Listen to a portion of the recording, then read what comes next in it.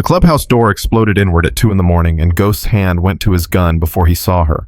A little girl, maybe 6 years old, barefoot in the snow, holding a baby that wasn't moving. Her lips were blue. The baby's lips were worse. "Please," she gasped, and her knees buckled. "My brother can't breathe.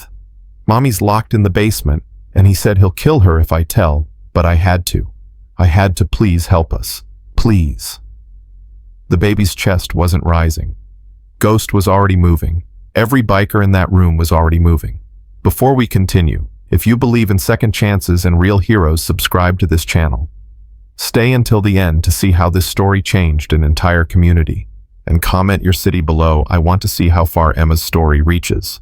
Ghost caught the girl before she hit the floor. The baby rolled from her arms, and Reaper, the club's medic, 45 years old, with hands that had stitched up more knife wounds than she could count, snatched him midair. One look at the infant's face, and she started screaming orders. "Kodiak, call 911. Now this baby's not breathing." The little girl grabbed Ghost's leather jacket with fingers so cold they felt like ice cubes. "No police," she wheezed. "He is police. He'll kill Mommy. He said he'd make her disappear like the others." Ghost's blood went cold. 20 years in the Marines, 3 tours in Afghanistan, 2 years in state prison for assault, and nothing, absolutely nothing, had ever made his stomach drop like those words from a 6-year-old's mouth. "What's your name, sweetheart?" "Emma." She was shaking so hard her teeth rattled. "My brother's name is Riley. He's 8 months old. Please don't let him die. Please." Reaper had Riley on the pool table cleared with one sweep of her arm that sent bottles and cards flying. Her fingers worked his tiny chest in rapid compressions. 30 seconds. 1 minute. Nothing. "Come on, baby," Reaper whispered. "Come on, come on, come on." Kodiak, 6'5", 300 pounds, president of Thunder Ridge MC, for 12 years, stood frozen with his phone in his hand. She said, "No cops." "The baby's dying," Reaper screamed. Ghost looked down at Emma. Her pajamas were thin cotton covered in cartoon princesses. No coat, no shoes. Her feet were purple with frostbite. The temperature outside was 8 degrees with wind chill that could kill an adult in 30 minutes. "How far did you walk?"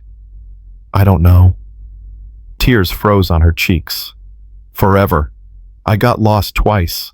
Riley stopped crying after the first street." "Jesus Christ." Ghost pulled off his jacket and wrapped it around her. She disappeared inside it, just a little face poking out. "Kodiak," Ghost said quietly. "She walked through that blizzard carrying a baby. Look at her feet. Look at her arms." Kodiak looked. They all looked. Emma's arms were covered in circular burns, dozens of them. Different stages of healing. Cigarette burns. "Who did that to you?" Kodiak's voice could have cut steel. Emma's lip trembled. "Marcus. He's Mommy's boyfriend. He's a detective. He said if I ever told anyone, he'd put Mommy in the ground where nobody would ever find her. He said he's done it before." The clubhouse went silent except for Reaper's desperate compressions on Riley's chest. Snake called that because he was thin and quick, and had once killed a man with his bare hands in prison, stepped forward. "Did he hurt the baby too?" Emma nodded, sobbing. "He threw Riley against the wall yesterday because he wouldn't stop crying. Riley's been breathing funny since then. Tonight, it got really bad and Marcus locked Mommy in the basement and said if she came out, he'd kill all of us. And I waited until he fell asleep and I ran. I ran so fast. And Mommy told me once that if things ever got really bad to find bikers because bikers protect people." Riley gasped. One tiny, rattling gasp. Reaper's hands stilled. "Come on, baby. One more. Give me one more." Riley gasped again, then coughed, then started crying. Weak, painful crying, but crying. Reaper burst into tears. "Thank God. Thank you, God." Emma collapsed against Ghost, sobbing into his jacket. "Is he okay? Is Riley okay?" "He's breathing, sweetheart. Reaper's got him." But Ghost knew, they all knew, that baby needed a hospital. Now. And if what Emma said was true, calling 911 meant calling the police, meant calling Marcus's friends, meant walking this terrified little girl and her dying baby brother right back into hell. Kodiak made the decision. Reaper, take the baby to County General. Snake and Torch. You ride with her. Don't tell them shit. Anonymous drop-off. You found him in a parking lot. Understood. But do it, now, before we lose him again. Reaper wrapped Riley in every jacket the bikers could throw at her, creating a cocoon of leather and denim around the tiny body. She ran for the door with Snake and Torch flanking her. 30 seconds later, 3 motorcycles roared into the blizzard. Ghost sat Emma on the bar. She was still shaking, still crying, still holding his jacket closed around her like armor. Emma, I need you to tell me everything. Where's your house? Maple Street. The blue one with the broken porch.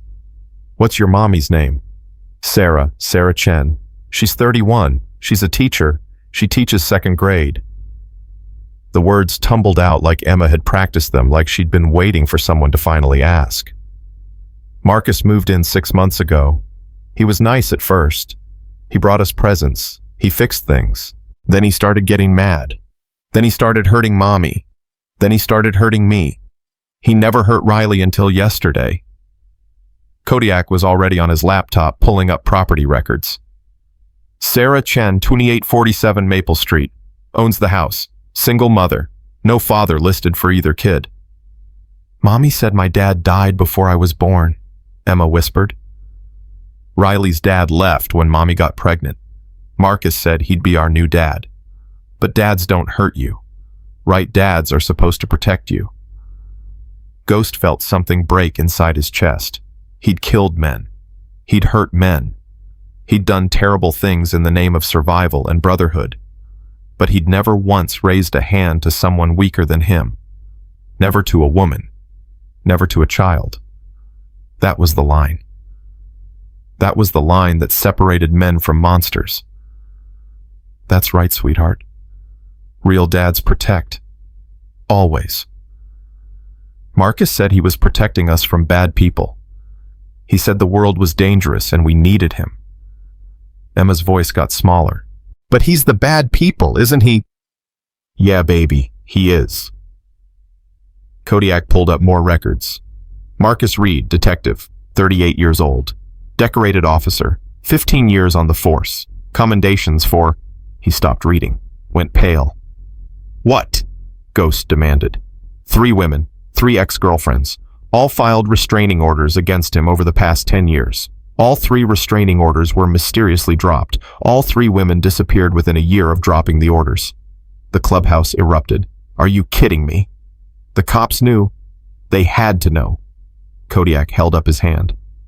Sarah Chen filed a restraining order 4 weeks ago. It was denied. Insufficient evidence of threat. The judge who denied it, Marcus's former partner. They worked narcotics together for 6 years. Ghost looked at Emma. Does Marcus know you ran? No, he was asleep. He drinks a lot at night. Mommy keeps vodka hidden so he'll pass out, but he'll wake up soon. He always wakes up at 4 to check the locks.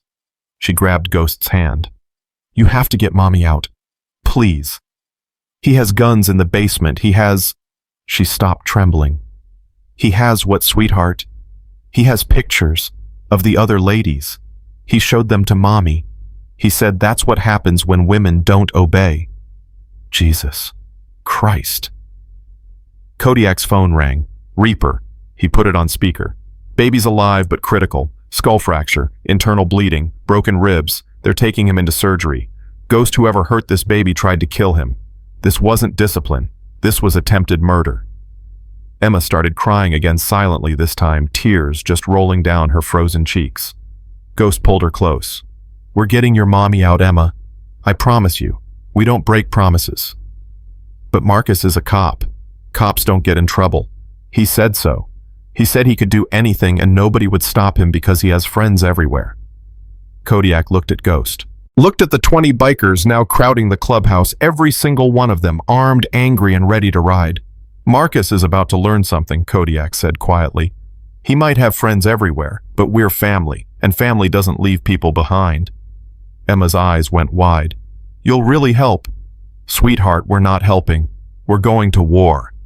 A biker named Hammer, 52 years old, face like cracked leather heart, that had buried 2 daughters to domestic violence, knelt beside Emma. Little girl, I want you to listen to me. My name's Hammer. I got a granddaughter about your age, and I'm going to tell you something true. You're the bravest person I've ever met. You walked through a blizzard, carrying your baby brother to find help. You saved his life. You saved your mama's life. And now it's our turn to save yours." Emma threw her arms around Hammer's neck and sobbed. Ghost stood up. "Kodiak, what's the play?" "We need leverage. We can't just kick down a cop's door and drag a woman out, even if she's being held hostage. They'll arrest us all and Marcus walks." "So what do we do?" Snake's brother, a prospect named Finn, stepped forward. "We just leave her there." "No." Kodiak's eyes were cold. "We get proof. We get evidence. Then we get the feds." "The feds? I know someone. FBI. Agent Torres.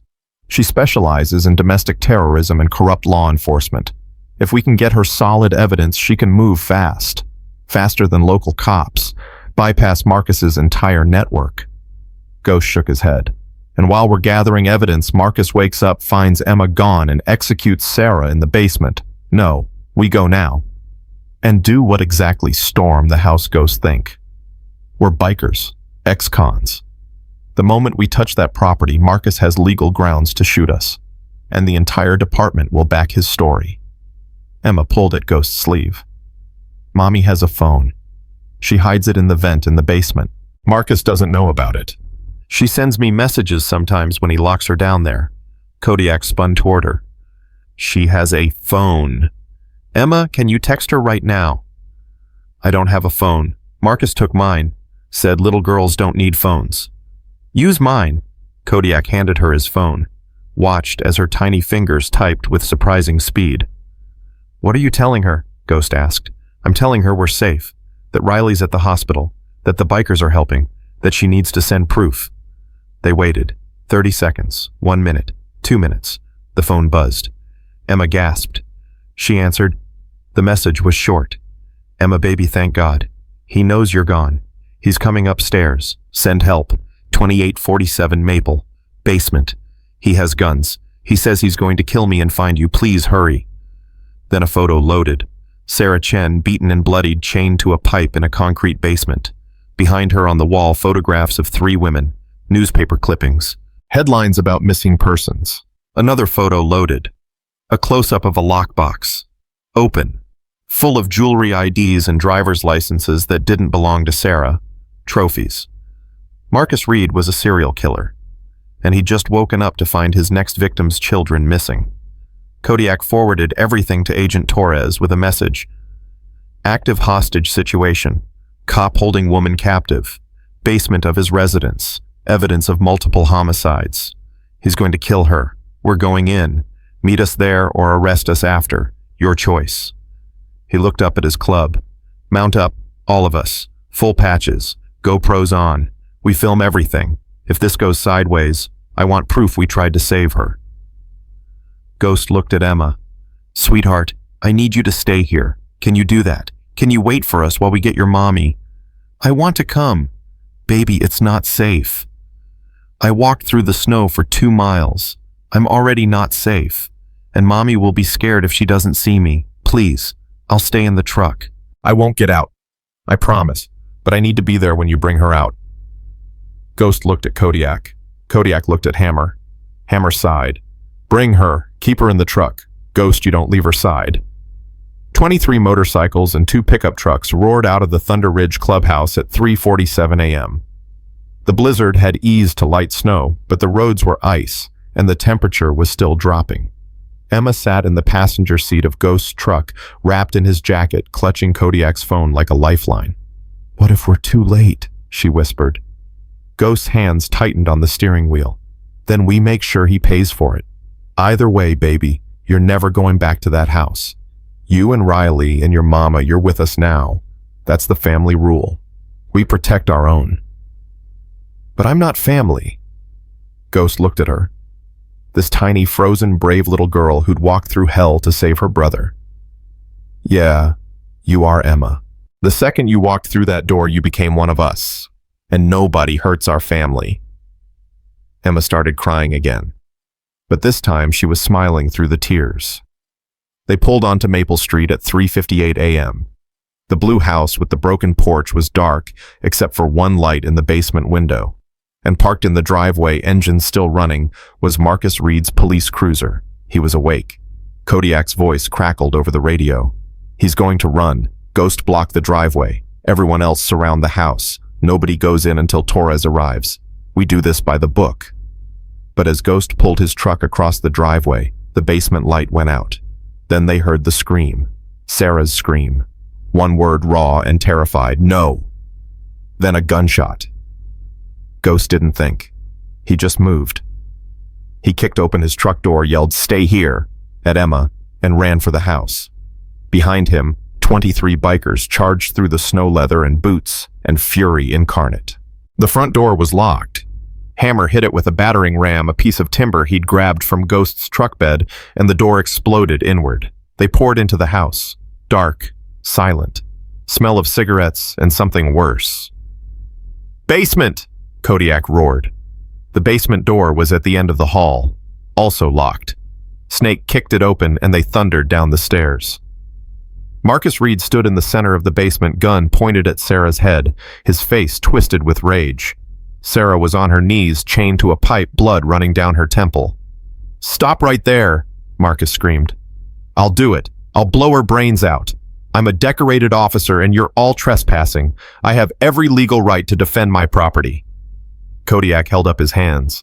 Marcus Reed put down the weapon. "FBI is 90 seconds out. This is over." "The FBI? You called the feds." Marcus laughed, wild and manic. "They won't believe you. I've got 15 years on the force. I've got commendations. I've got friends in the mayor's office, and you're bikers, criminals." "Trash. Who do you think they'll believe?" Ghost stepped forward, hands still raised. "They'll believe the woman you've been torturing. They'll believe the baby you almost killed. They'll believe the 3 women you murdered." Marcus's gun hand wavered. "You don't know what you're talking about." "Sarah sent us photos of this basement, of your trophy collection, of their IDs. It's over, Marcus. Put the gun down." "No." Marcus pressed the gun harder against Sarah's skull. She whimpered. "No, no, no. I'm not going to prison. I'd rather die. I'd rather we all die." Sarah closed her eyes. "Emma," she whispered. "Riley, I love you both so much." "Mommy!" Everyone turned. Emma stood at the top of the basement stairs, tears streaming, Ghost's jacket dragging on the floor behind her. "Emma, baby, run!"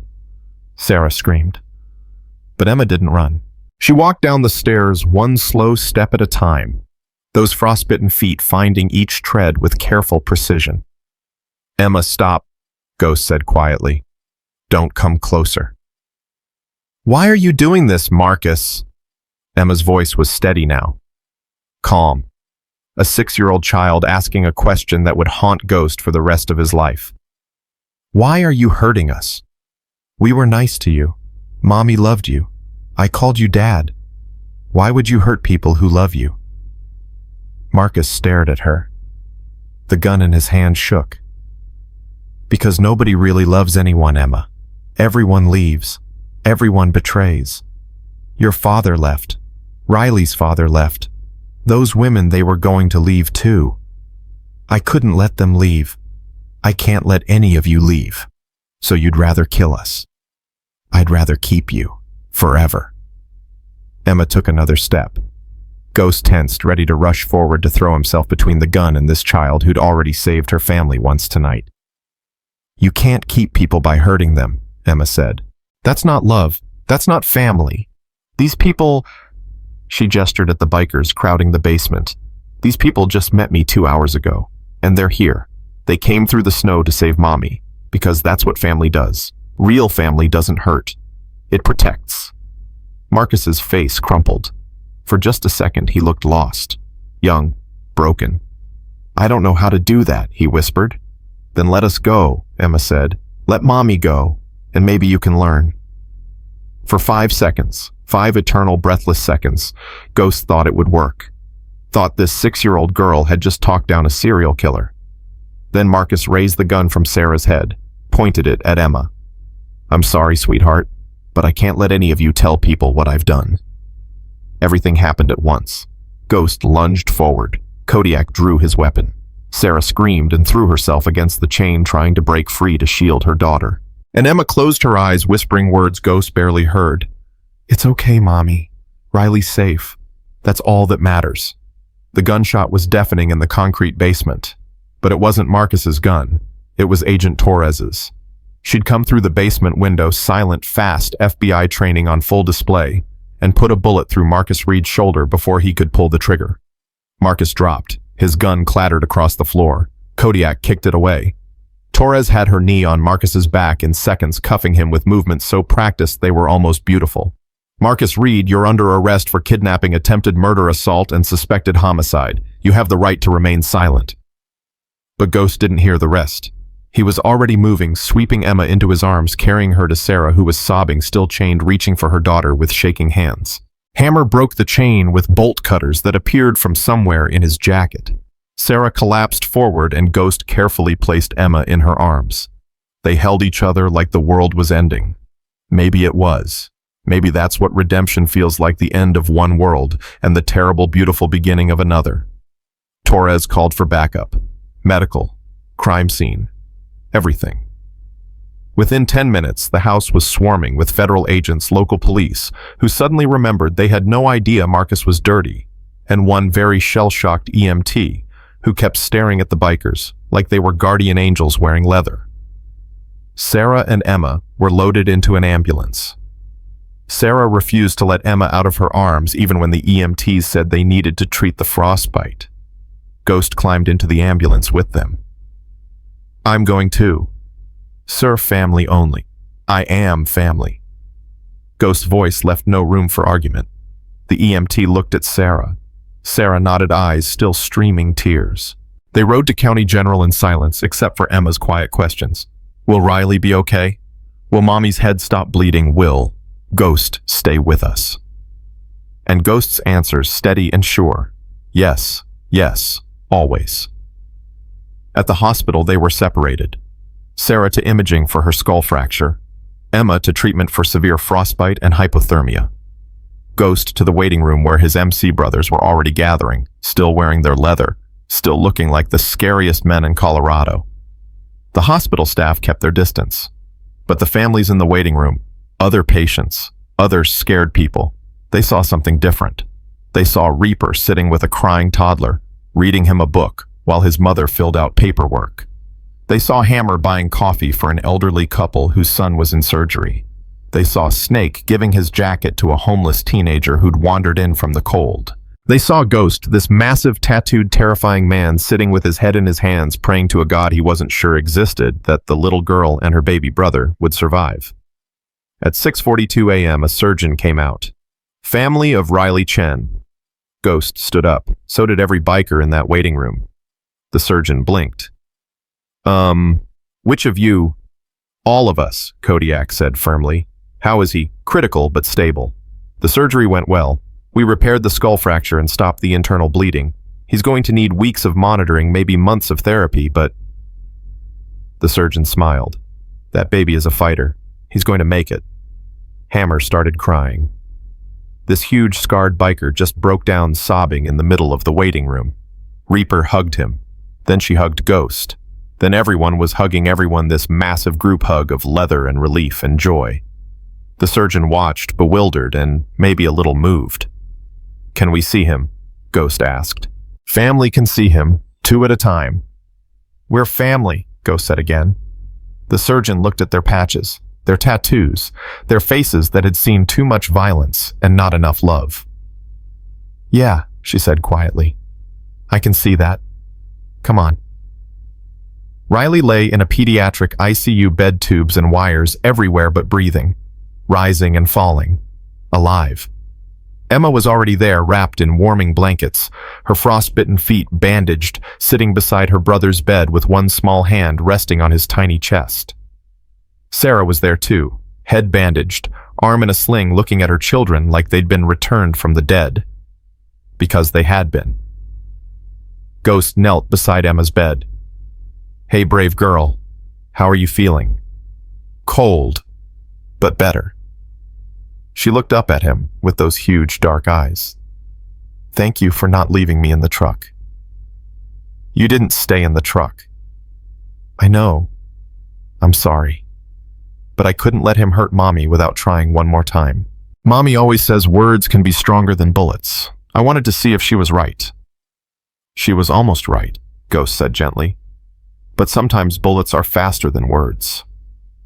Agent Torres' bullet was really fast. Yeah, it was.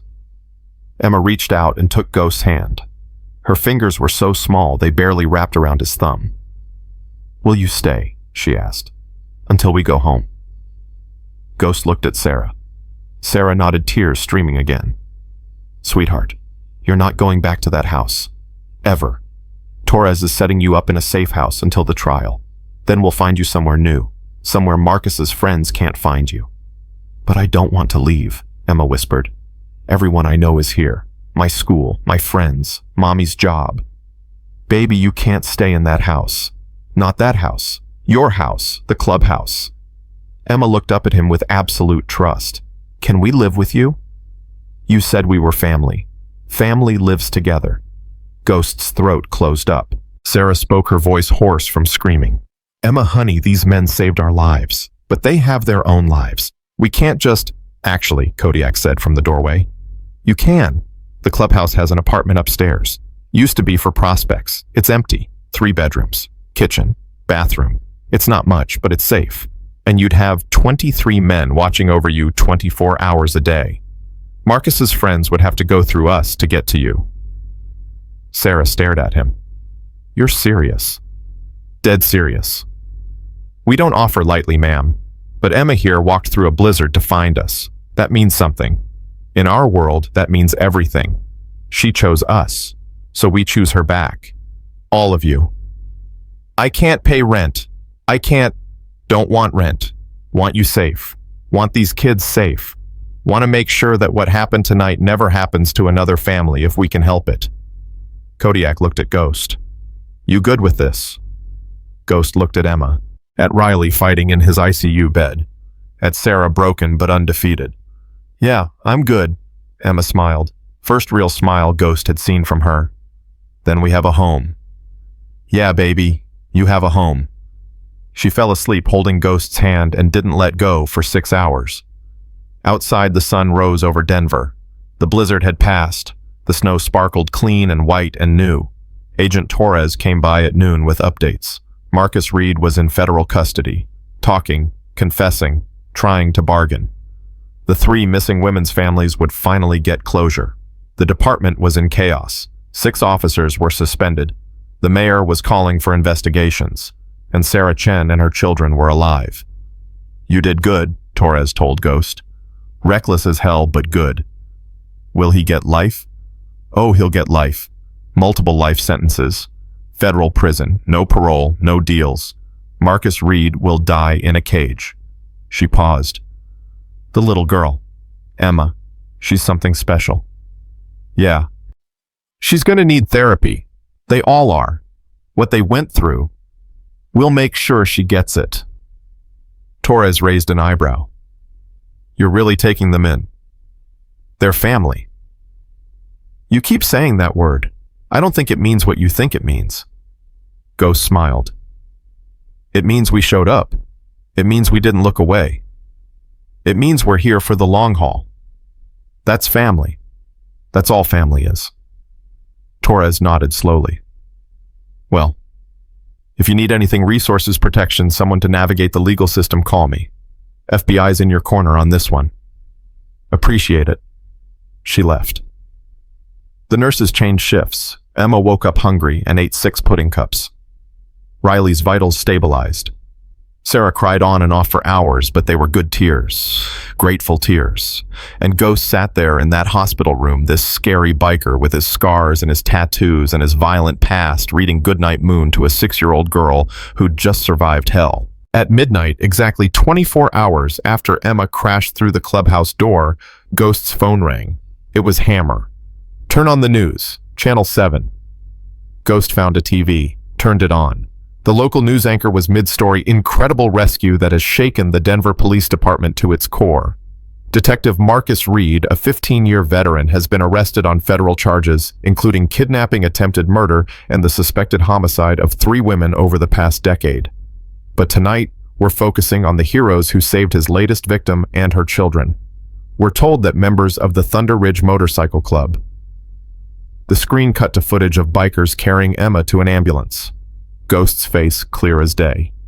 Responded to a child's call for help in the middle of a blizzard, confronted the armed detective and held him until FBI could arrive. The 6-year-old girl, whose name we're not releasing, reportedly walked 2 miles through sub-zero temperatures carrying her infant brother to find help. Both children are expected to make full recoveries. The mother, also unnamed, is listed in stable condition. The anchor's voice softened. In a world where bikers are often portrayed as criminals, tonight's story reminds us that heroism comes in unexpected forms. Leather jackets and tattoos don't define character. Actions do. And tonight, the Thunder Ridge MC proved that family isn't about blood. It's about who shows up when everything falls apart. The screen cut to Agent Torres giving a statement. Without the swift action of these civilians, Sarah Chen and her children would not have survived. They acted with courage and honor. The FBI commends their bravery. Emma watched from her bed, eyes wide. We're on TV. Yeah, baby, we're on TV. Are you famous now? Ghost laughed. No, just people who did the right thing. Emma thought about that. Will other kids know they can come find you if they're scared? Ghost hadn't thought about that. But looking at her face, hopeful, bright, believing that the world might have more good people than bad, he made a decision. Yeah, they'll know. We'll make sure they know.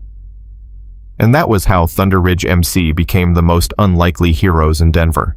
But that was just the first night. The real story, the hard part, the beautiful part, was everything that came after. The hospital released Emma after 72 hours. Riley stayed longer. His skull fracture needed monitoring, his broken ribs needed time to knit, and the doctors wanted to be absolutely certain no internal bleeding returned. Sarah refused to leave his side, sleeping in a chair beside his incubator, waking every time a monitor beeped.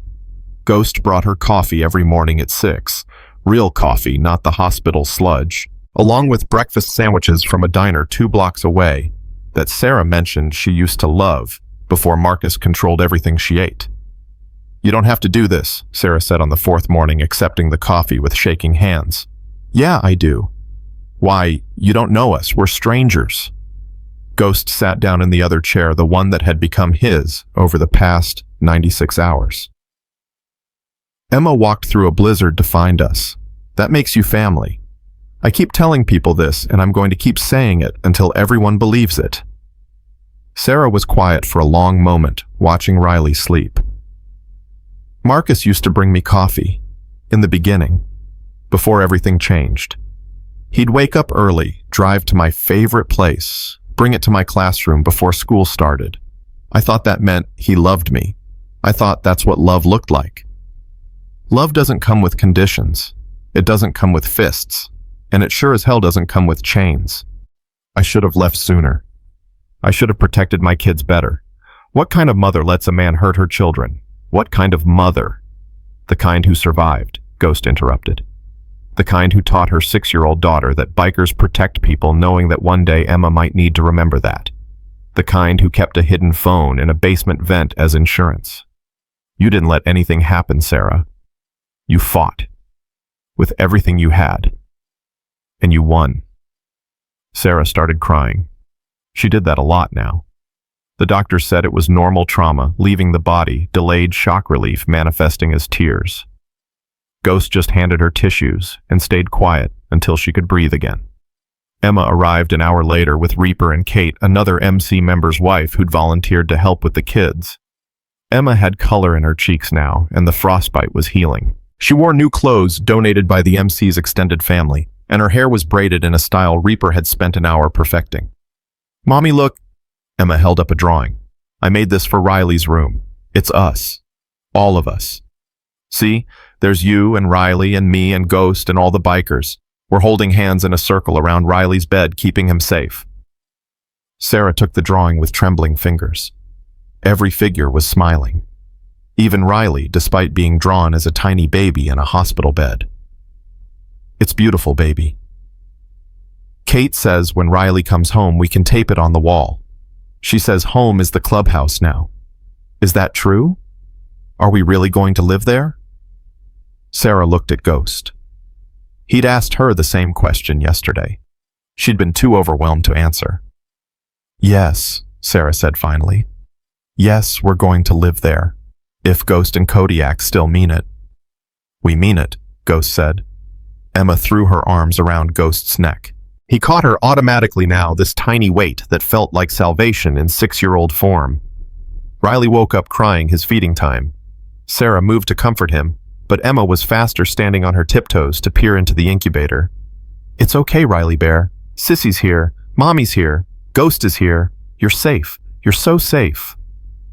Riley's crying settled to whimpers. Emma started singing off-key, missing half the words, but full of love. Some lullaby Sarah must have sung 1,000 times. Ghost stepped back, giving them space. Kate touched his arm. You're good with them, she said quietly. I don't know what I'm doing. Nobody does. That's parenting. You just show up and try not to screw them up too badly. Kate smiled. My husband Torch, he says you haven't left this hospital in 4 days except to shower and change clothes. Says you're sleeping in the waiting room. Sarah and Emma need someone. They need someone, not just anyone. They need someone who stays. Someone who doesn't run when things get hard. Someone who... Kate paused. My brother was in an abusive relationship. 10 years ago. Her boyfriend put her in the hospital 3 times before she finally left. You know what the hardest part was? Not leaving him. It was believing that someone else might actually stay, might actually be safe. These women, these kids, they've been programmed to believe that love hurts, that protection comes with a price. You're teaching them something different. I'm just doing what anyone would do. No, you're not. Most people would have called the cops and walked away. Most people would have assumed someone else would handle it. You ran into that basement knowing Marcus had a gun. You could have died. Ghost shrugged. Wouldn't be the first time I faced down death. But it might have been the first time you faced it for someone else's kids. That matters, Ghost. That changes things. Before Ghost could respond, his phone rang. Kodiak. We got a problem, Kodiak said without preamble. Marcus's defense attorney is filing motions. Claims we illegally entered the property. Claims Sarah consented to the relationship and we kidnapped her. Claims Emma was coached to lie. He's going after custody. Ghost. Says Sarah's an unfit mother and the state should take the kids. Ghost's blood went cold. He's in federal custody. He can't. His attorney can. And she's good. Real good. She's arguing that Sarah's documented mental health issues, depression, anxiety, both diagnosed after Marcus moved in, prove she's unstable.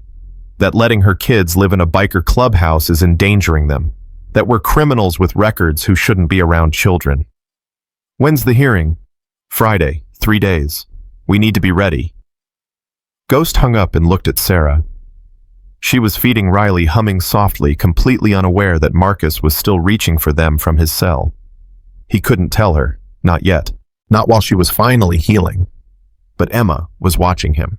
6 years old, and already too good at reading faces. What's wrong? She asked. Nothing, sweetheart. You're lying. Adults lie when they don't want kids to worry. Is it about Marcus? Kate and Ghost exchanged looks. The kid was too smart. Ghost knelt down. Marcus is trying to cause problems. Legal problems.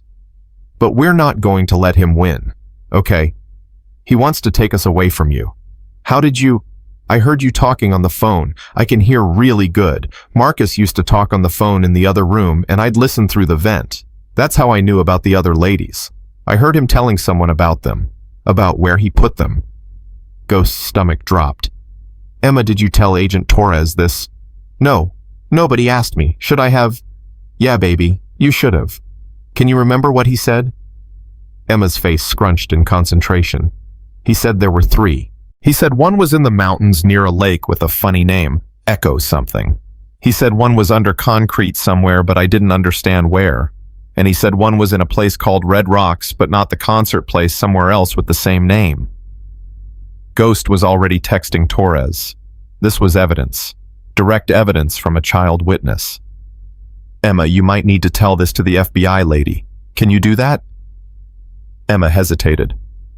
Will it help keep us together? Yeah, it will. Then I'll tell. Torres arrived within 2 hours. She brought a child psychologist and a recording device and spent 90 minutes gently questioning Emma about everything she'd heard through those vents over the past 6 months. Emma told it all. The phone calls, the threats, the bragging. The night Marcus showed Sarah the photos of the dead women and said that's what happens to women who try to leave. By the end, Torres was pale. This kid just closed 3 cold cases, she said to Ghost in the hallway. Defense attorney wants to claim she was coached fine. Let them try. No 6-year-old can fabricate this level of detail. This is admissible. This is game over. And the custody hearing? I'll testify. I'll bring the whole damn bureau if I have to. No judge is giving custody to a serial killer, and no judge is taking these kids from the people who saved their lives. Ghost wanted to believe her, but he'd seen the system fail too many times. Friday came faster than Ghost wanted. The courthouse was packed media spectators, Marcus's supporters from the police department, who still believed he was being framed. The Thunder Ridge MC arrived in force, 23 men in leather and patches filling an entire section of the gallery. The judge, an older woman named Patricia Holloway, took one look at the packed courtroom and her expression hardened. This is a custody hearing, not a circus. Everyone not directly involved out. Now. Nobody moved. I said out. Kodiak stood. Your Honor, with respect, we're family. We have a right to be here. You're a motorcycle club. You're not family. We're the family that Emma Chen chose when she had nowhere else to go. We're the family that kept her alive. And we're the family that's willing to stand here and fight for her when her own blood relatives are nowhere to be found. Kodiak's voice carried through the courtroom. So yes, Your Honor, we're family, and we're staying. Judge Holloway stared him down for 10 long seconds. Fine, sit down. But one outburst, and I'll have you all removed in handcuffs. The hearing began. Marcus's attorney, a sharp-faced woman named Diane Carr, opened with a devastating argument. Sarah Chen was mentally unstable, diagnosed with depression and anxiety, currently unemployed, living in a biker clubhouse with ex-convicts, exposing her children to drugs, violence, and criminal activity. The state has an obligation to protect these children, Your Honor. Ms. Chen may be a victim, but that doesn't make her a fit parent. These children need stability, safety, a proper home.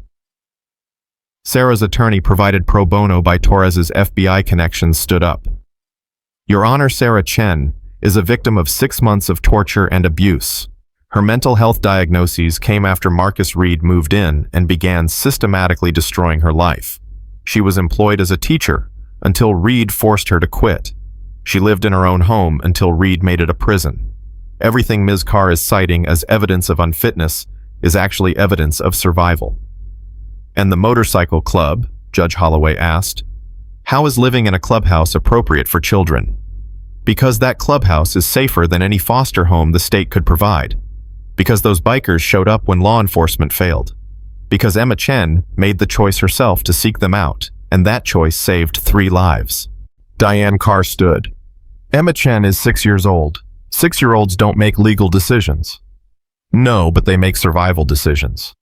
And Emma's decision to trust Thunder Ridge MC was the best decision anyone made that night.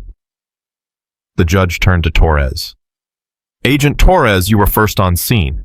What's your assessment? Torres stood.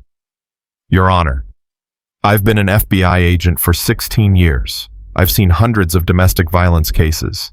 I've seen children placed in foster care group homes with relatives who didn't want them. And I've never not once seen a child as safe and cared for as Emma Chen is with Thunder Ridge MC. These men have provided food, shelter, medical care, emotional support, and protection. They've asked for nothing in return. They've opened their lives to this family. And frankly, if every endangered child had access to this level of commitment, my job would be a lot easier. They're criminals, Carr interrupted. They're ex-convicts who served their time and rebuilt their lives.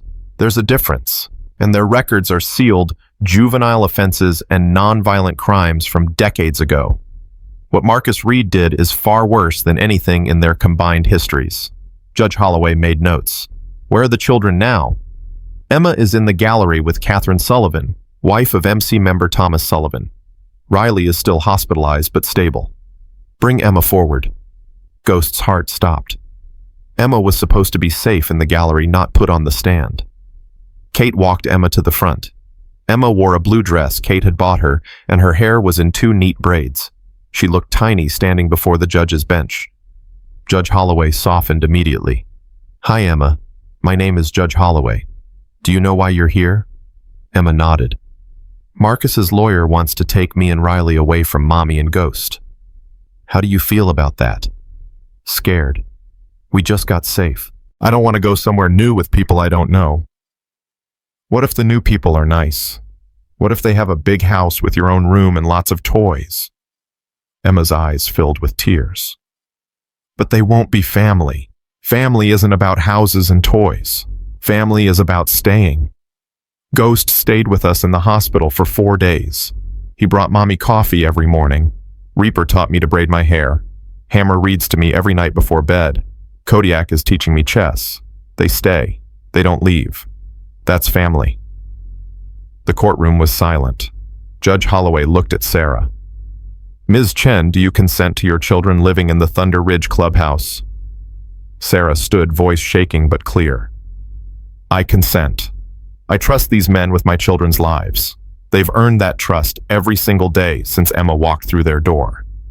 And if the state determines that's not appropriate, then the state will have to forcibly remove us, because we're not leaving. Not voluntarily. Not ever. Diane Carr objected. Your Honor, this is clearly Stockholm Syndrome. These people saved her life and now she feels obligated. I don't feel obligated, Sarah interrupted. I feel grateful. I feel safe. I feel like for the first time in 6 months, my children can sleep without nightmares. You want to talk about stability? My daughter has gained 7 pounds in 1 week. My son is healing. I'm sleeping through the night. That's stability. That's what family provides. Judge Holloway closed her folder. I'm going to make a ruling that's probably going to get me in trouble with Child Protective Services. But I've been a judge for 31 years, and I've learned to trust my gut. Emma Chen made a choice. A brave, terrifying choice. She walked through a blizzard to find help, and she found it. I'm not going to punish her for that. I'm not going to punish any of them for that. Diane Carr stood. Your Honor. Ms. Carr, sit down.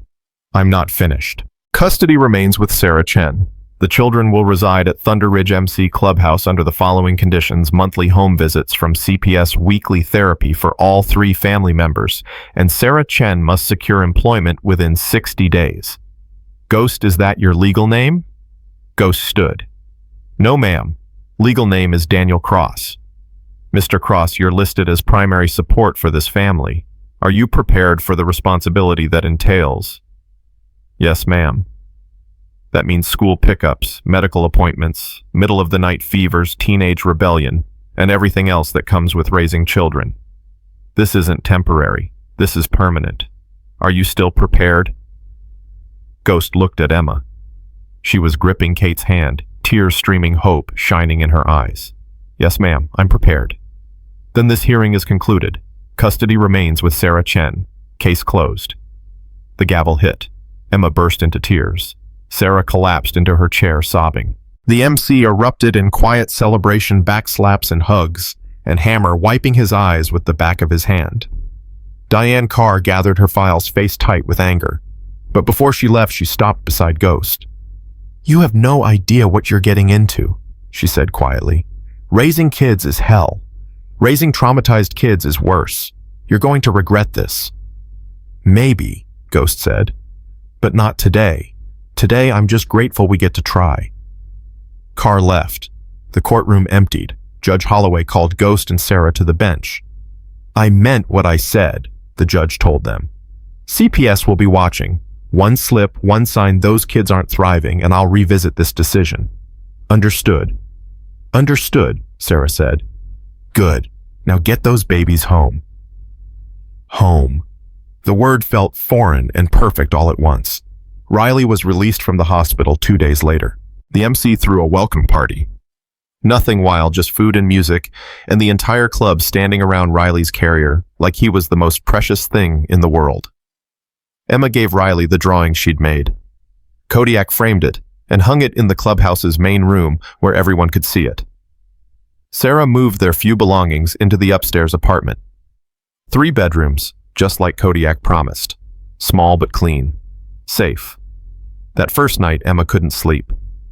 Ghost found her sitting on the stairs at midnight, wrapped in a blanket, watching the main room where 3 bikers were playing cards. "Can't sleep?" he asked. "I keep thinking Marcus is going to come back. I know he's in jail, but my brain doesn't believe it yet." Ghost sat beside her. "Want to know a secret? My brain does that too. Every loud noise, I'm back in Afghanistan. Every door slam, I'm back in prison. The fear doesn't go away right away. Sometimes it takes months, sometimes years, but it gets quieter, and you learn to trust the good things." "How long did it take you?" "Still working on it." Emma leaned against him. "Will you teach me? Teach you what? How to be brave, how to not be scared all the time." Ghost wrapped an arm around her. "Baby, you're already the bravest person I know. You walked through a blizzard. You stood up to a man with a gun.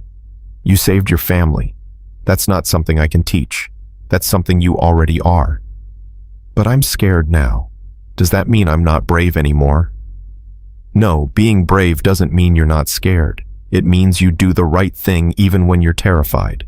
Fear is normal. Fear keeps you safe. It's what you do with the fear that matters." Emma thought about that. "What do you do with your fear?"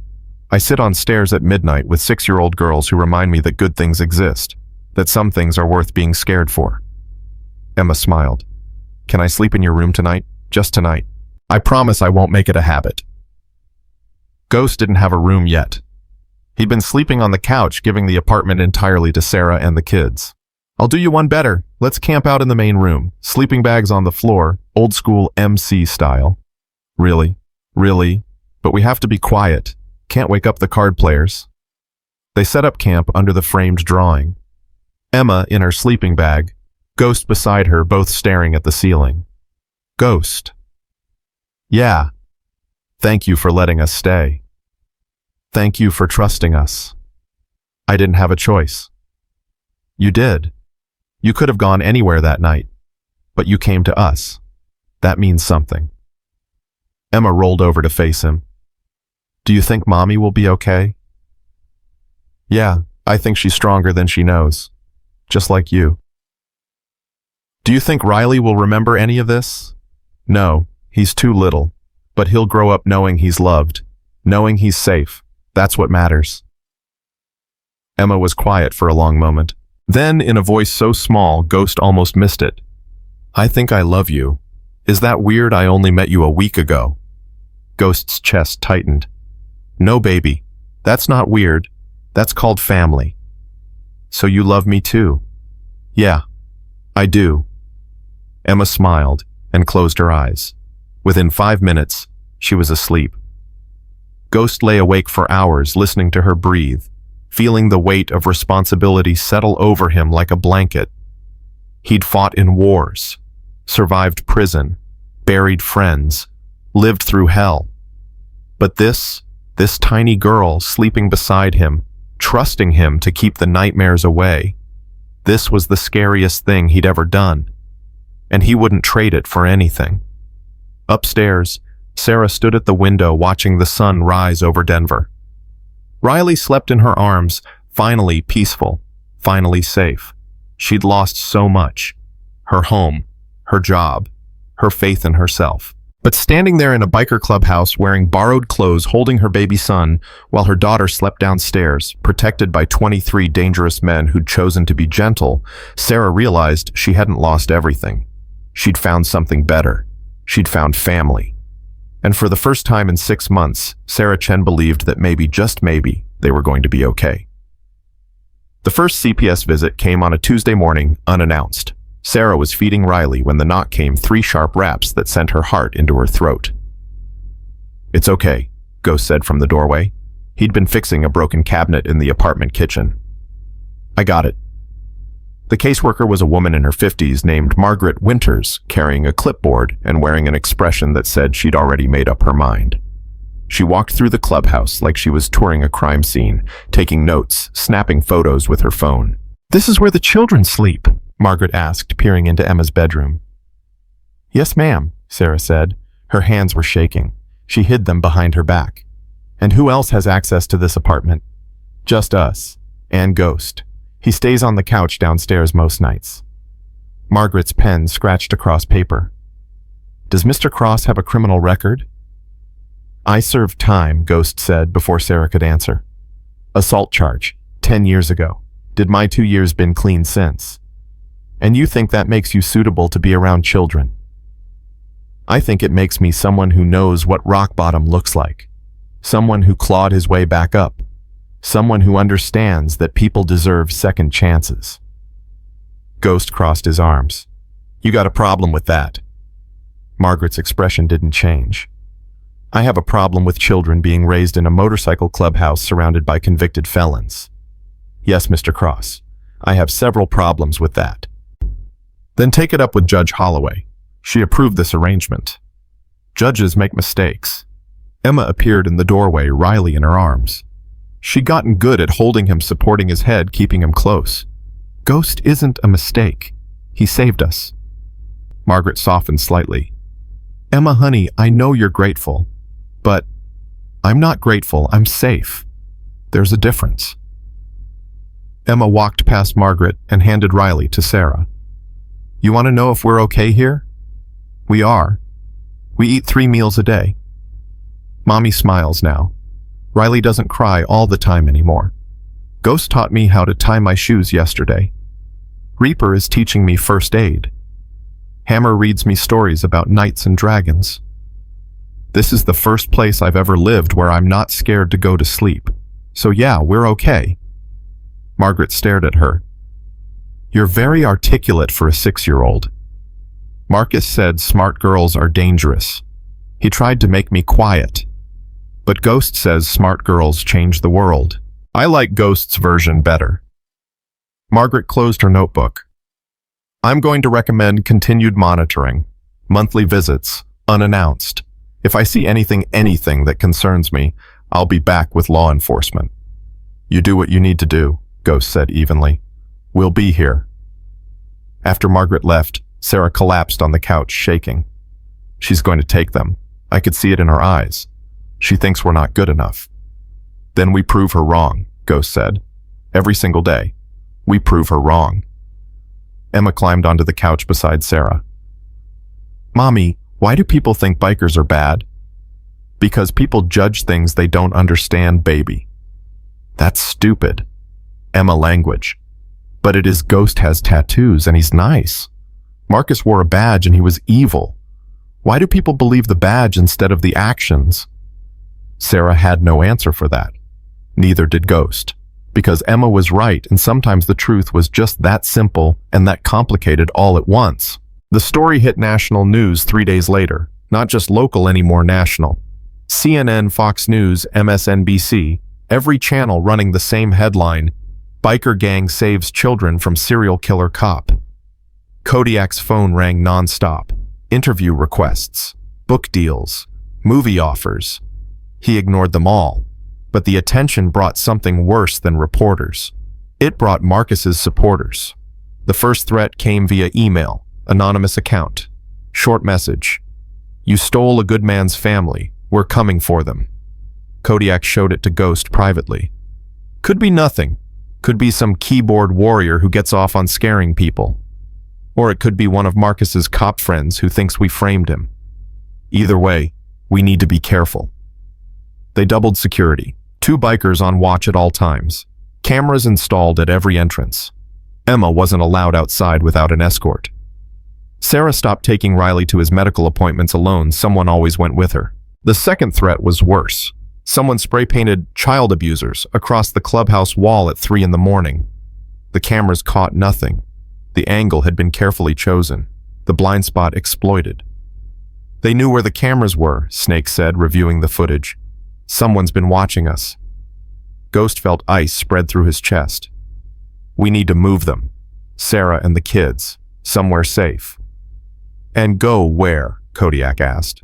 You want to uproot them again? Put them in some FBI safe house where they don't know anyone, where Emma has to start over at a new school. Better than her getting hurt because some dirty cop wants revenge. Ghost, we're not running. We face this head on, like we face everything. But Ghost couldn't shake the fear. He started sleeping in the apartment on the floor outside Emma's room. When Sarah protested, he told her the couch downstairs was uncomfortable anyway. She knew he was lying. She didn't push. Emma noticed everything. Are we in danger again? No, sweetheart. Just being careful. You're lying again. Adults always lie when they're scared. Are Marcus's friends trying to hurt us? Ghost knelt down to her level. Some people are angry that Marcus got arrested. They don't believe he did those things. So they're trying to scare us, but they won't succeed. Okay, we've got 23 men and women ready to protect you. They'd have to go through all of us. What if they do? They won't. But what if... Ghost pulled her close. Then they'll learn that family fights harder than hate ever could. Emma held him tight. I don't want you to get hurt because of us. Baby, nothing about you is because of. You're worth protecting. You and Riley and your mama, you're worth everything. The third threat wasn't a threat, it was action. Someone called CPS with an anonymous tip the MC was dealing drugs out of the clubhouse. Children were being exposed to narcotics. Emma had been seen with needle marks on her arms. Margaret showed up with 2 police officers and a warrant. Sarah met them at the door, Riley, in her arms, face pale. There are no drugs here. Then you won't mind if we search. They tore the apartment apart. Mattresses flipped, drawers dumped. Riley's diaper bag searched. Emma watched from the hallway, tears streaming silently. Ghost stood with Kodiak downstairs while officers searched the main clubhouse. Every biker was outside, hands visible, weapons secured. Nobody wanted to give the cops an excuse. 2 hours later, the search ended. No drugs, no paraphernalia, nothing. Margaret looked frustrated. The needle marks are from IV treatments at the hospital when I had frostbite, Emma said quietly. She held out her arms. The marks were tiny, fading, clearly medical.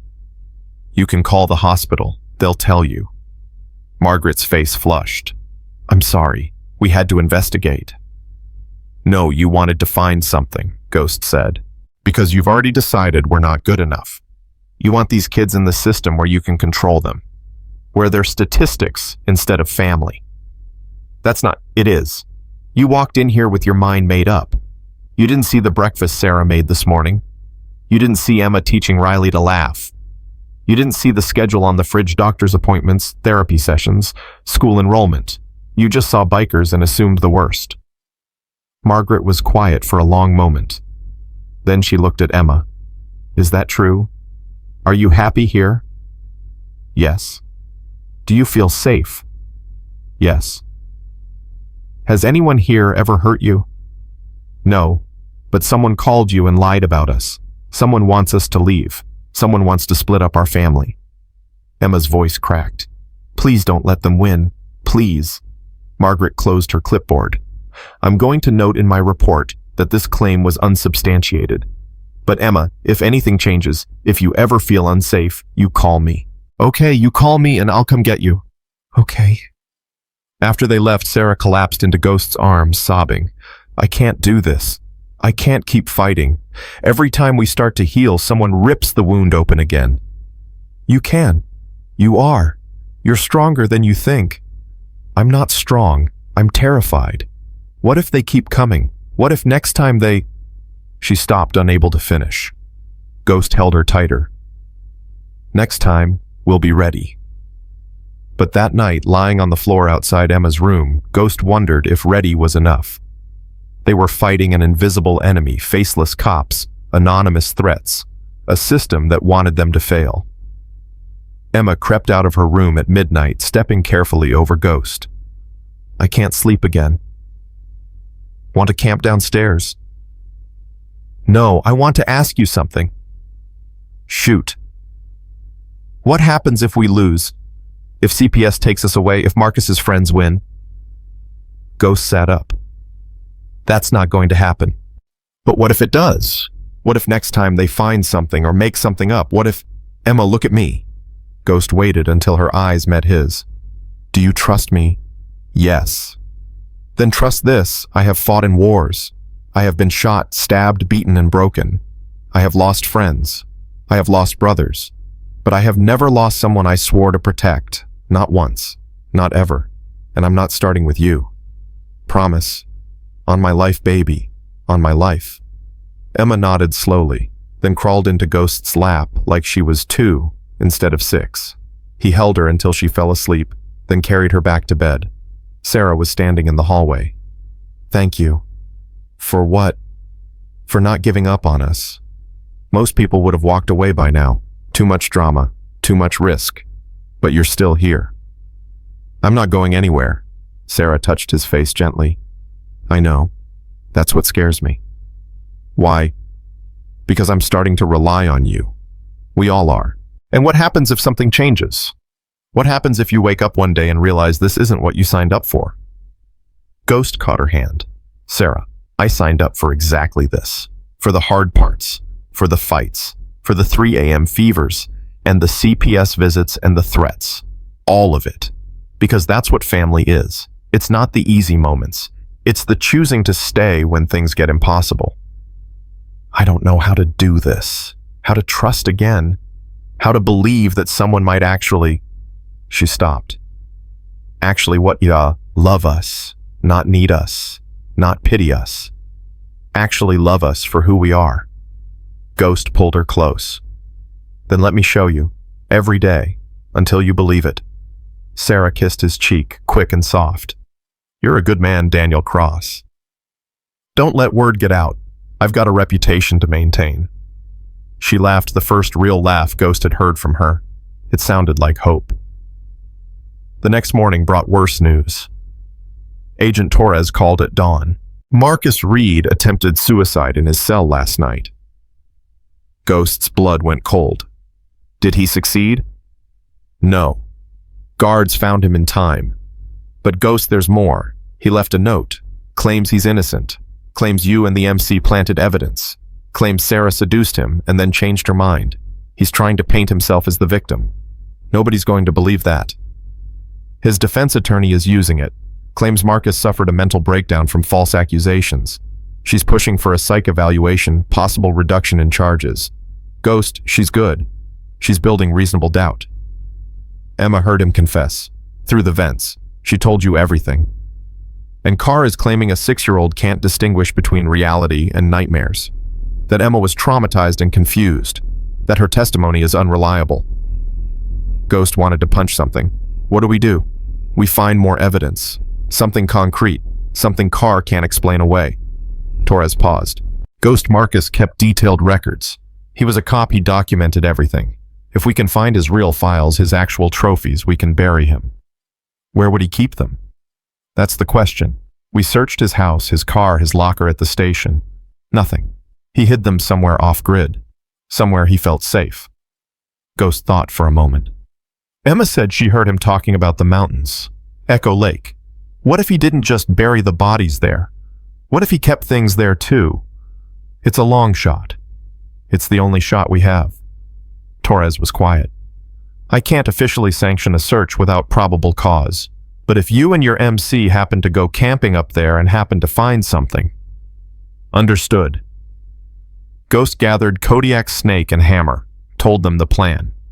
They were on bikes within an hour, riding toward Echo Lake with metal detector shovels and a GPS unit tracking Marcus's old phone records that Torres had accidentally sent to Ghost's email. Echo Lake was freezing even in late spring. They searched for 6 hours, digging in spots where Marcus's phone had pinged repeatedly over the past 3 years. Nothing. Then Emma called Ghost's cell. Are you looking for Marcus's secret place? Yeah, baby. How did you... I remember something else. From the vent. He said it was near the lake, but not at the lake. He said it was where the eagles nest, where nobody hikes because the trail is closed. Ghost pulled up a map. There was an old ranger station 3 miles from Echo Lake, closed 15 years ago after a landslide. Eagles were known to nest in the cliffs nearby. They found it in 40 minutes. The ranger station was half collapsed, but the basement was intact, and locked with a brand new padlock. Hammer broke it with bolt cutters. Inside, they found hell. Boxes of personal items, jewelry, driver's licenses, photos, clothing, and detailed journals documenting every moment of every murder. Marcus had kept everything, every sick, twisted detail. Ghost called Torres. We found it, all of it. It's worse than we thought. Don't touch anything. I'm sending a team now. Ghost, this is it. This is game over for him. The evidence was processed within 48 hours. Marcus's journals detailed 3 murders, 2 attempted murders, and plans for more. He'd been hunting women for over a decade, using his badge as cover, his reputation as shield. Diane Carr dropped the insanity defense, dropped the appeals. Marcus pled guilty to avoid the death penalty. Life in federal prison. No parole, no exceptions. The day the plea was announced, Sarah cried for 3 hours straight. Emma held her hand and said nothing, just stayed close. Ghost cooked dinner that night, spaghetti, Emma's favorite. The clubhouse was quiet, everyone processing the fact that it was finally over. Emma pushed her pasta around her plate. Do you think Marcus is sorry? I don't know, baby. I hope he is. I hope he understands what he did, because if he doesn't, then it didn't mean anything. Then he hurt all those people for no reason. Ghost had no answer for that. Neither did Sarah.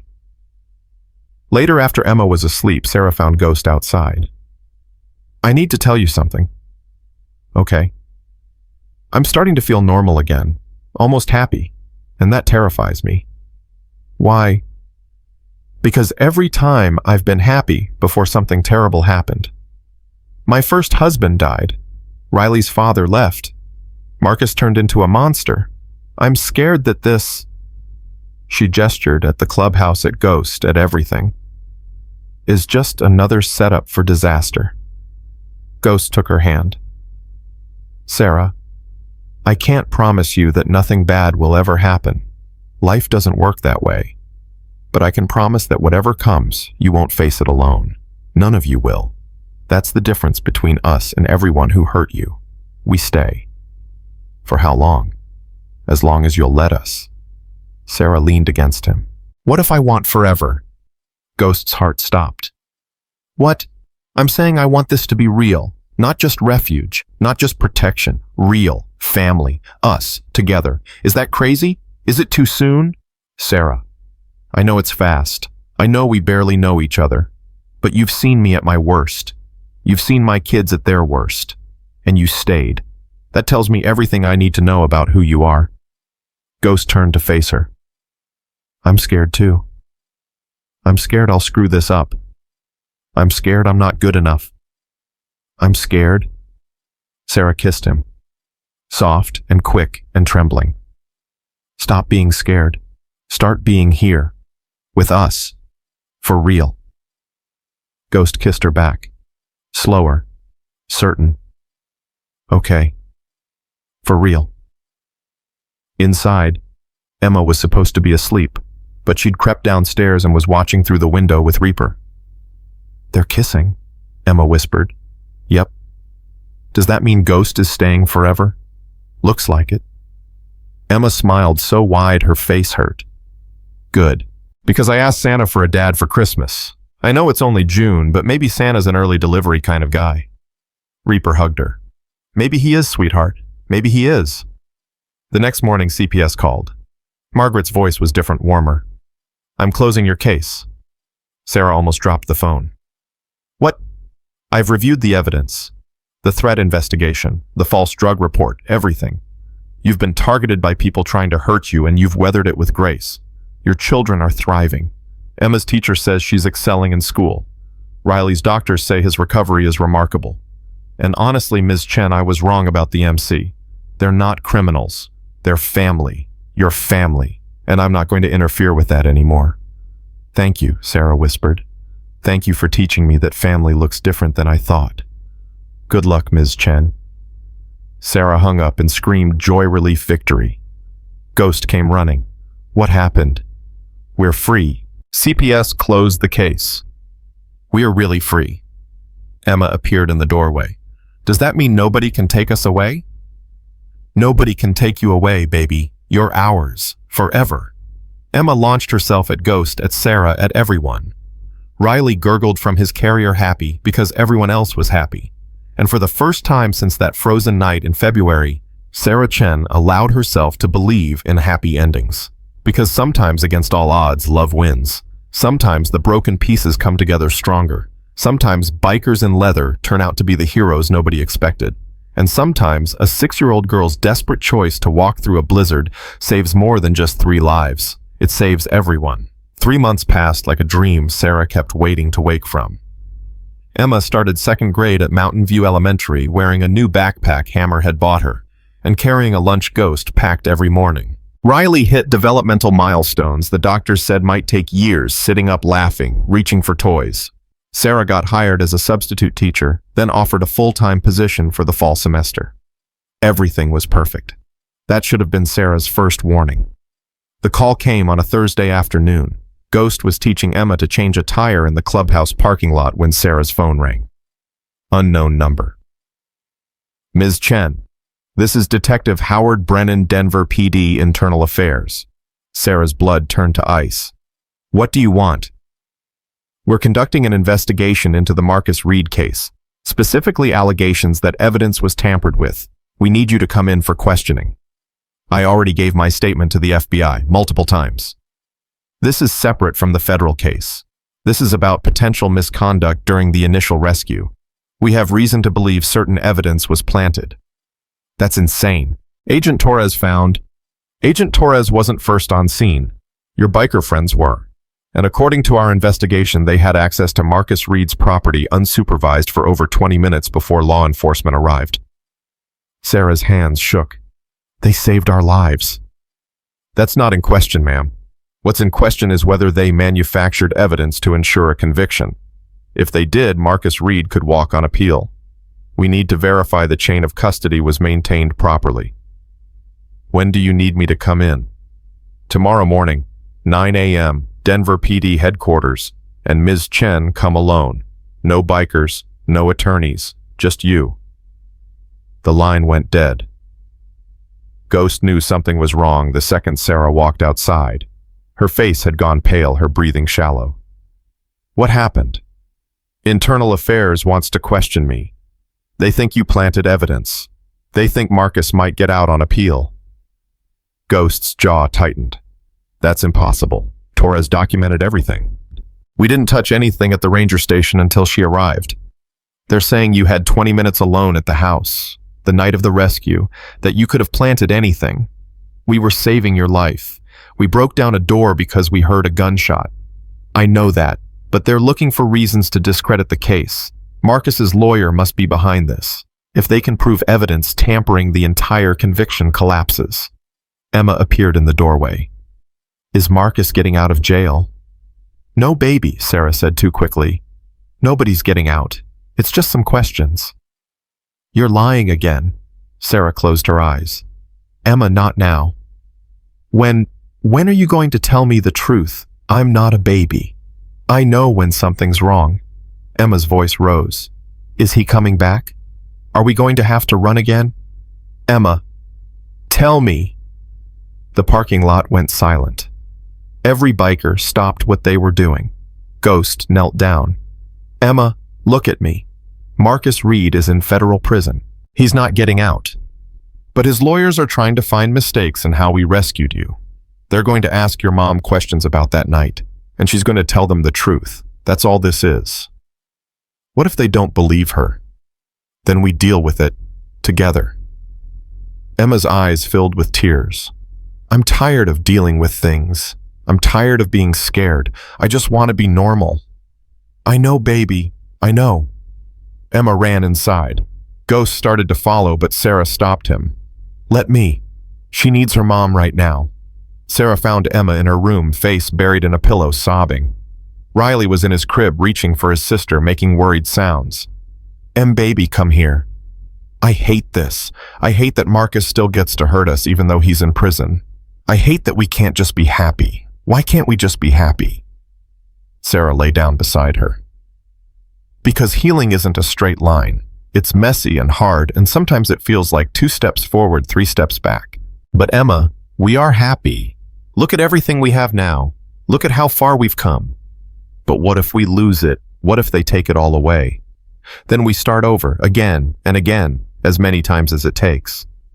I don't want to start over. I want to stay here with Ghost and Reaper and everyone. They're my family. They are your family. Nothing's going to change that. Promise. Sarah wanted to promise, wanted to say with absolute certainty that everything would be fine. But she'd learned not to make promises she couldn't keep. I promise I'll fight with everything I have. That's all I can give you, baby. But I swear I'll fight. Emma cried herself to sleep in Sarah's arms. When Sarah finally came back downstairs, the entire MC was gathered in the main room, waiting. Kodiak spoke first. What do they want? To discredit the rescue, to find holes in the case, to give Marcus ammunition for an appeal. Are you going alone tomorrow? They said I have to. That's a trap, Snake said immediately. They're going to isolate you, pressure you, try to get you to say something they can twist. I don't have a choice. Yes, you do, Ghost said. You tell them to send the questions in writing. You get an attorney present. You don't walk into that room without protection. And if I refuse, it looks like I have something to hide, like maybe you did plant evidence. We didn't plant anything. I know that. But they don't care about the truth. They care about creating doubt. And a single mother living in a biker clubhouse, refusing to cooperate with internal affairs. That's all the doubt they need. The room erupted in arguments. Everyone talking over each other, proposing plans, suggesting lawyers, debating strategies. Sarah's head pounded. Stop. Just stop. I'm going tomorrow. Alone. I'm answering their questions. And I'm telling the truth. That's the only play we have. Ghost grabbed her arm. Sarah, you don't understand how these people work. They're not looking for truth. They're looking for conviction statistics. And if they can close the Reed case by discrediting us, they will. Then we make sure they can't. How? By being honest, by having nothing to hide, by trusting that the truth is stronger than their manipulation. Ghost looked like he wanted to argue. Instead, he pulled her close. You're braver than I am. No, I'm just tired of being scared. That night, Sarah couldn't sleep. She lay in bed watching Riley breathe, thinking about everything that could go wrong tomorrow. What if they twisted her words? What if they made it sound like Ghost had coerced her? What if Marcus really did walk free? Ghost knocked softly at 2 a.m. You awake? Yeah. He came in, sat on the floor beside her bed. I need to tell you something. Okay. The night we broke into that house, there was a moment when I thought we were too late. When I thought Marcus had already killed you. And in that moment, I realized something. Ghost paused. I realized I'd do anything to protect Emma. Even illegal things. Even wrong things. And if they ask you tomorrow whether I'm capable of planting evidence, the answer is yes.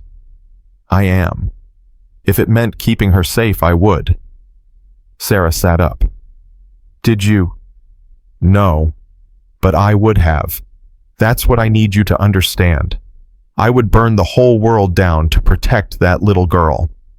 And if internal affairs figures that out, they'll use it against us. So what do I say? You tell them the truth, that we broke down the door, that we found you chained in the basement, that Agent Torres arrived within minutes, that everything after that was by the book. Ghost met her eyes. And if they ask whether you trust me, you tell them no. What? You tell them you don't trust me, that you're grateful but cautious, that you're aware of our criminal histories and you're keeping your distance. You protect yourself and the kids, even if it means throwing us under the bus. I'm not doing that. Sarah, no. I'm not lying to protect you by sacrificing you. We're a family. We protect each other, all of us. If they take the kids, they won't, because I'm going to tell them the truth, the whole truth, that you saved our lives, that you've been nothing but honorable, that every single thing that happened was necessary and just. Ghost shook his head. You're gambling with their futures. I'm gambling on the truth being enough. Isn't that what you taught Emma? That honesty matters. I taught her that surviving matters more. No. You taught her that living matters more. There's a difference. They sat in silence for a long moment. Then Ghost stood. I'll drive you tomorrow. They said, come alone. I'll drop you off. Wait outside. When you're done, I'll be there. Ghost. I'll be there, Sarah. You can walk in alone, but you're not walking out alone, ever. Sarah's eyes burned with tears. Thank you. Don't thank me yet. Let's see if we survive tomorrow first. Morning came too fast. Sarah dressed in her most professional clothes borrowed from Kate because she'd left everything behind at Marcus's house. She kissed Emma and Riley goodbye, trying not to let them see how terrified she was. Emma grabbed her hand. Mommy, tell them Ghost is good. Tell them he saved us. Don't let them make him bad. I will, baby. I promise. The drive to Denver PD headquarters was silent. Ghost kept his hands tight on the steering wheel, jaw clenched. He pulled up to the front entrance, but didn't let Sarah out immediately. Whatever they say in there, whatever they imply or accuse, remember that we know the truth. All of us. The MC, Torres, Judge Holloway. We know what happened. Don't let them rewrite history. Sarah nodded, throat too tight to speak. She walked into the building alone.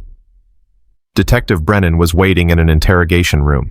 Mid-50s gray hair, cold eyes. He offered coffee. Sarah declined. Ms. Chen, thank you for coming. I know this is difficult. Let's just get this over with. Brennan opened a file. Walk me through the night of February 14th, from your perspective. Sarah did. Every detail. The basement, the chain, Marcus's threats, the phone hidden in the vent, the text to Emma, the bikers breaking down the door. How long were the bikers in your house before Agent Torres arrived? I don't know. Maybe 20 minutes. 20 minutes. Plenty of time to plant evidence. They weren't planting evidence, they were saving my life. How do you know you were chained in a basement? You couldn't see what they were doing upstairs. I could hear. I heard them searching. I heard Ghost talking to Emma. I heard Kodiak on the phone with Torres. Nobody was planting anything. Brennan made a note. Did you know Marcus Reed kept journals documenting his crimes? Not until Torres told me. Oh, interesting. Because according to our investigation, those journals were never logged as evidence from the house. They only appeared weeks later at the ranger station. Convenient timing, wouldn't you say? Sarah's heart sank. She saw where this was going. You think Ghost found them at the house and moved them? Did he? No. How can you be certain? Because Ghost isn't a liar. Because he's been nothing but honest since the moment we met. Because if he'd found evidence, he would have turned it over immediately. Or he would have realized the journals implicated other police officers and decided to hold them as leverage. That's insane. Is it Thunder Ridge MC has had run-ins with local law enforcement for years? Multiple members have filed complaints about harassment. What if this was payback? What if they saw an opportunity to embarrass the department and took it? Sarah stood up. I'm done here. Sit down, Ms. Chen. No, you're not investigating evidence tampering. You're trying to protect dirty cops. Marcus had friends in this department, friends who helped him cover up 3 murders. And now those friends are terrified that the journals will expose them too. That's what this is really about. Brennan's face hardened. Careful, Ms. Chen. Accusations like that could be considered slander. Truth isn't slander. And the truth is that your department failed me, failed my children, failed 3 dead women. The only people who didn't fail us were the bikers you're trying to discredit. So no, detective. I won't help you rewrite history to protect your reputation. Sarah walked out. Brennan called after her.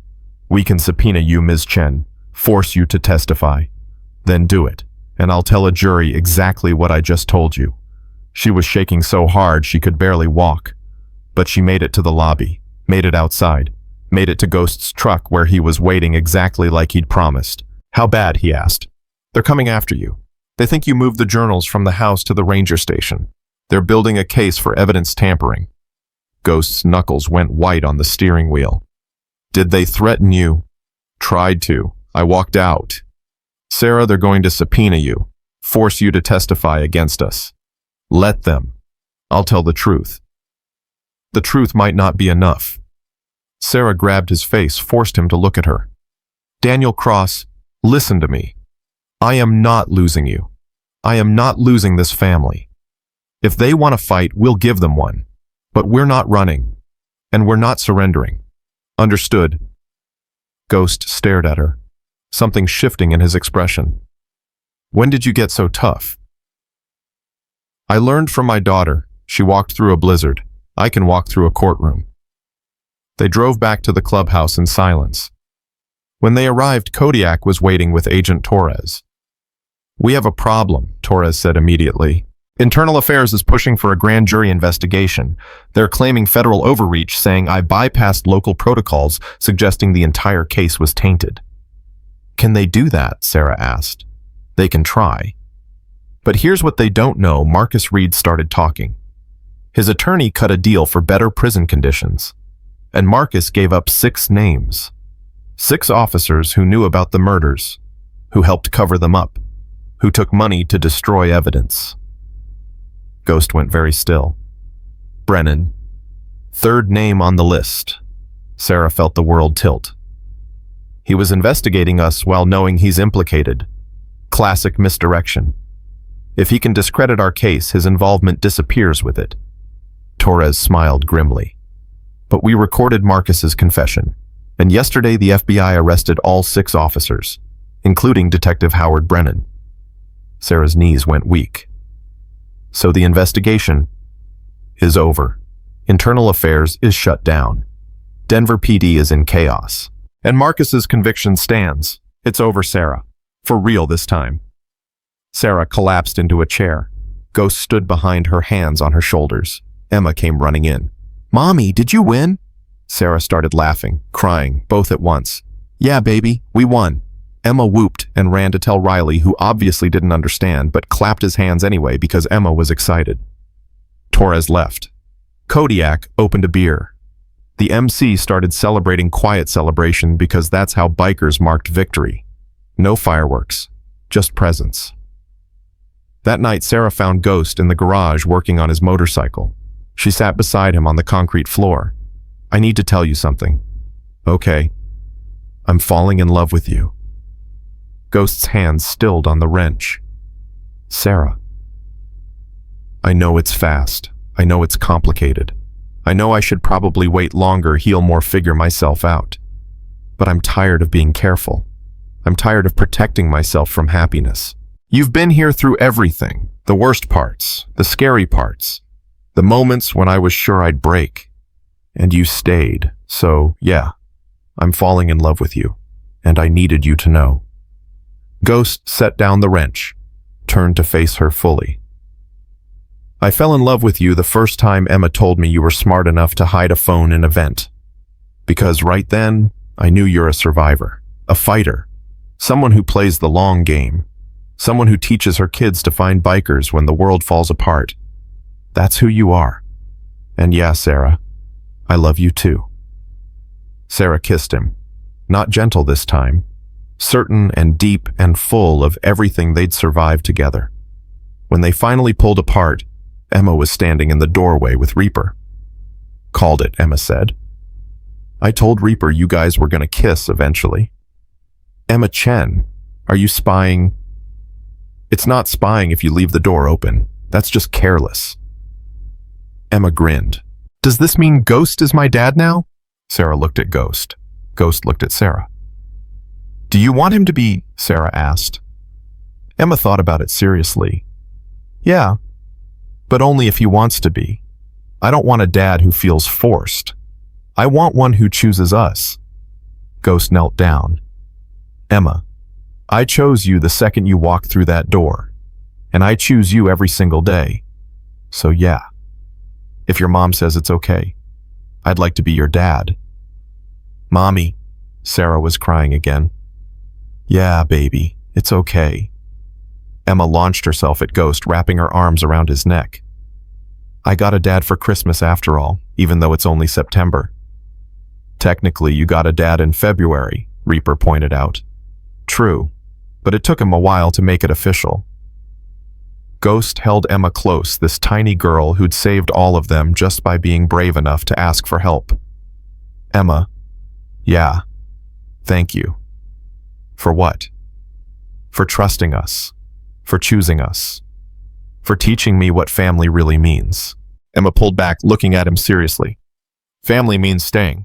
You taught me that. I just remembered it when I needed to. Ghost carried Emma upstairs to bed. Riley was already asleep, thumb in his mouth, peaceful and safe. Sarah stood in the doorway, watching Ghost read Emma a bedtime story, some book about dragons and knights that Hammer had given her. Emma fought sleep for as long as she could, asking questions, making commentary, trying to stretch out the moment. Finally, she yawned. Ghost, yeah, sweetheart. Will you be here when I wake up? Every morning, for the rest of your life. That's a promise. Promises are important. Yeah, they are. Then I promise something too. I promise to be the best daughter I can be. Even when I mess up. Even when I'm scared. I'll try really hard. Ghost's voice went rough. Baby, you're already perfect. Nobody's perfect, but family loves you anyway. Right? Right. Emma smiled and closed her eyes. Within minutes, she was asleep. Ghost and Sarah stood watching both kids breathe. Alive. Safe. Healing. We did it, Sarah whispered. You did it.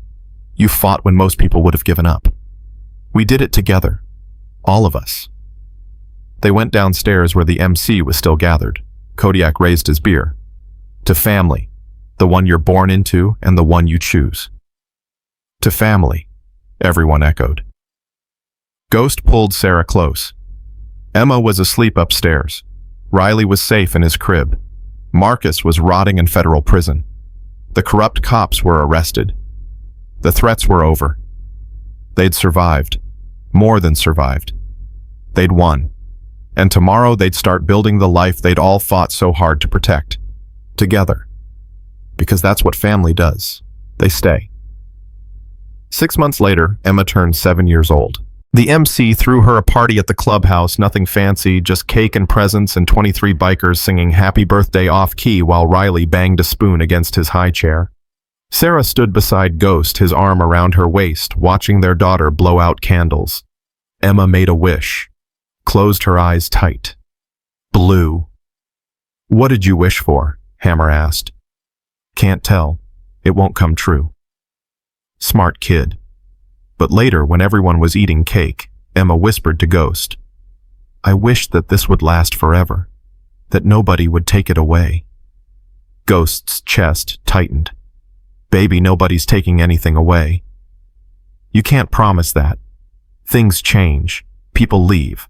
I know that. Not us. We don't leave. Emma looked at him with eyes too old for 7. My first dad died. Riley's dad left. Marcus turned bad. How do you know you won't change too? Ghost knelt down. Because I make a choice every single day to stay. Love isn't a feeling that just happens, Emma. It's a decision you make over and over, and I decide every morning when I wake up I'm staying. With you. With Riley. With your mom. That's my choice. Every day. Forever. What if something bad happens? What if you get sick or hurt or... Then we deal with it. Together. That's what family means. Not that bad things won't happen, but that when they do, nobody faces them alone. Emma hugged him tight. I love you, Dad. It was the first time she'd called him that. Not Ghost. Dad. Ghost held her, unable to speak for a moment. When he finally found his voice, it was rough. I love you too, sweetheart. More than anything. Sarah was crying when Ghost looked up. Happy tears this time. The kind that meant healing was real, that joy was possible, that they'd actually made it through to the other side. The party wound down around midnight. Emma fell asleep on the couch, surrounded by wrapping paper and new books. Riley was asleep in his playpen, clutching a stuffed motorcycle Kodiak had given him. Sarah and Ghost cleaned up while the MC filtered out, heading home to their own families. Reaper was last to leave. She hugged Sarah. "You did good, Mama. Real good." "We did good. All of us." "Yeah, we did." Reaper smiled. "You know what the best part is? Emma's going to grow up knowing what real men look like. Not the badges and the suits. The men who show up, who stay, who fight for the people they love. That's the legacy you're giving her." After everyone left, Sarah found Ghost on the roof. He went up there sometimes when he needed to think, to process, to breathe. "You okay?" she asked, climbing up beside him. "Yeah, just thinking. About how different my life was a year ago. I was alone, angry, going through the motions. And then Emma walked through that door and everything changed. She saved all of us, not just herself." Ghost took Sarah's hand. "I want to make this official." "What do you mean?" "I want to marry you, adopt Emma and Riley, make us a real family on paper, not just in practice." Sarah's breath caught. "Ghost. Daniel. When you marry me, you're marrying Daniel, not the biker, not the ex-con, just me."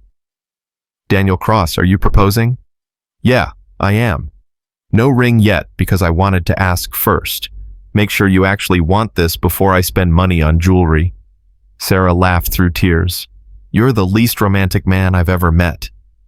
"Is that a no?" "That's a yes, you idiot. Of course it's a yes." Ghost kissed her deep and certain and full of forever. When they finally pulled apart, Emma was standing at the roof access grinning. "I heard everything. You guys are really bad at privacy." "Emma Chen, how long have you been standing there?" "Long enough. Are you really going to adopt us?" "Make it legal." Ghost nodded. "If you want me to." "Will we change our last name?" "That's up to you and your mom." Emma thought about it. "I like Chen, but I like Cross too. Can we do both Emma Chen Cross?" "We can do whatever you want, baby." Emma climbed onto the roof, squeezed between Ghost and Sarah. "When's the wedding?" Sarah laughed. "He just proposed 30 seconds ago. I haven't even thought about a wedding." "Can we have it here at the clubhouse?" "You want a biker wedding?" "Yeah, these are our people. This is our home. Why would we go anywhere else?" Sarah looked at Ghost.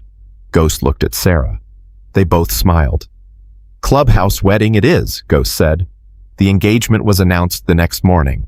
The MC erupted in celebration. Kodiak immediately volunteering to officiate, Hammer offering to build an arch reaper taking charge of flowers and food. Within an hour, the wedding was planned for the following month. But that afternoon, Sarah got a call that shattered the peace. "Ms. Chen, this is County Hospital. Your mother is here. She was in a car accident. She's asking for you." Sarah went white. "My mother..." Ghost took the phone. "What's her name?" "Linda Chen." She listed Sarah as her emergency contact. Ghost hung up and looked at Sarah. "You okay?" "I haven't spoken to my mother in 8 years. Not since she told me I was making a mistake having Emma. Not since she said I was too broken to be a mother." Sarah's hands shook. "Why is she calling me now?" "Maybe she wants to make things right. Or maybe she's dying and wants to ease her conscience. Either way, I'm not ready." "You don't have to go." "Yes, I do. Because if I don't, I'll regret it. And I'm done living with regrets." They drove to the hospital with Emma and Riley. Linda Chen was in ICU, hooked to machines, face bruised and swollen. She opened her eyes when Sarah walked in. "Sarah, you came. They said you asked for me." Linda tried to smile. "I did. I needed to see you before..." She coughed, wincing. "Before I run out of chances." "The doctors say you're going to be fine. Broken ribs and a concussion. You'll recover." "Maybe, maybe not. I'm 72 years old. Car accidents hit different at my age." Linda looked past Sarah to Ghost and the kids. "Is that Emma and the baby?" "His name is Riley." "Can I meet them?" Sarah hesitated. Emma took the decision out of her hands, walking forward with the confidence only 7-year-olds possess. "Hi, I'm Emma. You're my grandma, right?" Linda's eyes filled with tears. "I am. Or I was. I don't know if I deserve to be anymore." "Mommy says family is about choices, about staying. Did you choose to leave us?" The bluntness of the question made Ghost wince, but Linda just nodded. "Yes, I did. I was scared. Your mom was so young when she had you, and I thought she was making a mistake. Thought she'd be better off without the burden. But I was wrong. So wrong." "Why didn't you come back?" "Pride, stubbornness, fear that too much time had passed. All the usual coward reasons." Emma considered this. "Do you want to be family again?" "More than anything." Emma looked at Sarah. "Mommy, do we let her—" Sarah's throat was so tight she could barely speak. "That's a big decision, baby." "Yeah, but you taught me that family forgives, that people make mistakes, and Grandma looks really sorry." Sarah sat down beside her mother's bed. "You broke my heart. When I needed you most, you abandoned me." "I know. You told me I was making a mistake, that Emma would ruin my life. I was wrong. She's beautiful. Perfect. Everything I should have seen in you. So why come back now? Why after 8 years?" Linda closed her eyes. "Because I'm dying, Sarah. Not from the accident. From cancer. Stage 4. 6 months, maybe less. And I realized I'd wasted so much time being proud and stupid. I wanted to see you one more time, meet my grandchildren, apologize. Even if you can't forgive me, I needed you to know that I'm sorry." Sarah sat back stunned. Ghost put a hand on her shoulder. Emma climbed onto the hospital bed, careful of the IVs. "Does it hurt, the cancer?" "Sometimes." "I'm sorry. Hurt is hard." Emma patted Linda's hand gently. "But you're not dying alone. You have us now. Right, Mommy?" Sarah looked at her daughter, this incredible, forgiving, brave little girl who'd survived hell and still believed in second chances. "Yeah, baby, she has us." Linda sobbed. Sarah cried.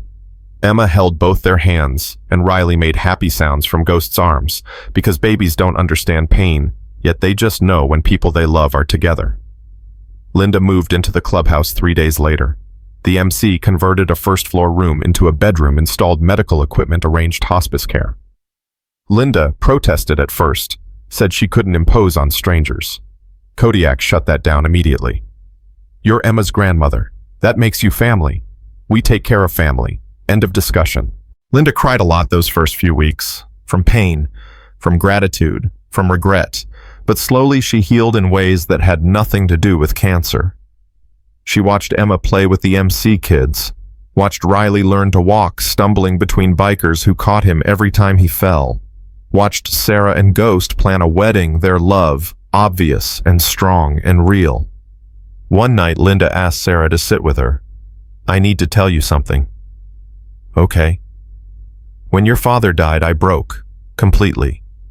I stopped believing in love and family and anything good.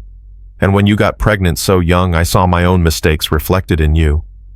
I thought you'd end up like me, bitter and alone. So I pushed you away before you could disappoint me." "Mom, let me finish. I was wrong. You didn't end up like me.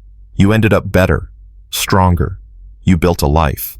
You survived things I couldn't imagine surviving. And you did it with grace and courage and love. You're everything I should have been, everything I failed to be." Sarah took her mother's hand. "You're here now. That's what matters. Do you forgive me?" Sarah thought about it, really thought, about the years of silence, the hurt, the abandonment. But she also thought about Emma's words, "Family forgives."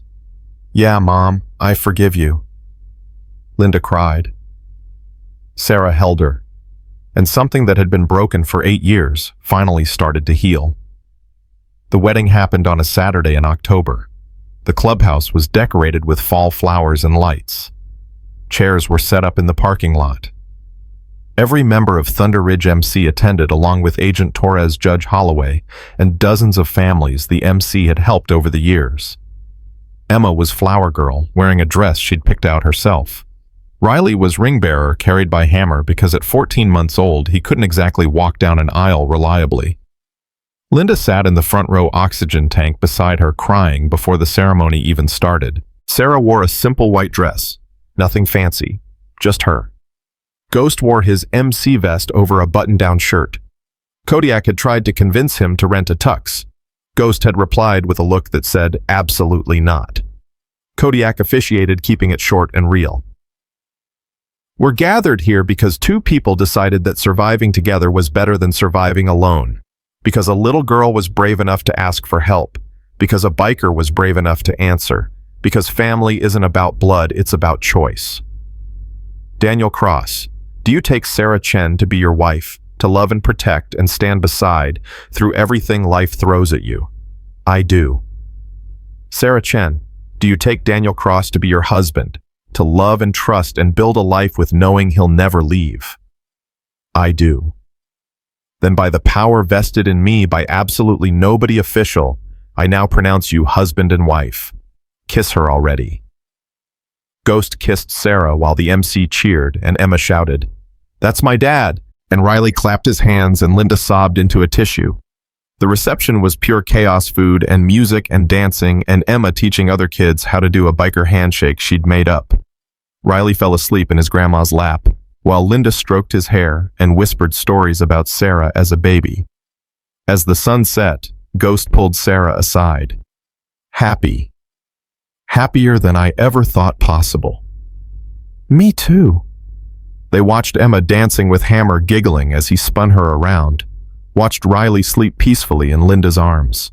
Watched their family blood and chosen celebrate together. You know what I realized, Sarah said. A year ago I thought my life was over. Thought Marcus had destroyed everything, but he didn't. He just cleared the path for something better. Something real. You built this, Sarah. You and Emma. You fought for it. We built it together. All of us. Emma ran over, breathless and happy. Dad Hammer says I can learn to ride motorcycles when I'm older. Can I please? We'll see. That means yes. Mommy, Dad said yes. I said we'll see. Same thing. Emma hugged them both. Best day ever. Best family ever. Best dad ever. Ghost lifted her up. Best daughter ever. Naturally. Emma grinned. Can Riley and I have a brother or sister? All the MC kids have siblings and I only have Riley, and he's still basically a potato. Sarah choked on her drink. Ghost turned red. Emma, we just got married. Let us enjoy that for a minute. Fine. But I'm putting in my request now. A sister would be good. Someone to teach stuff to. She ran off before they could respond. Sarah looked at Ghost.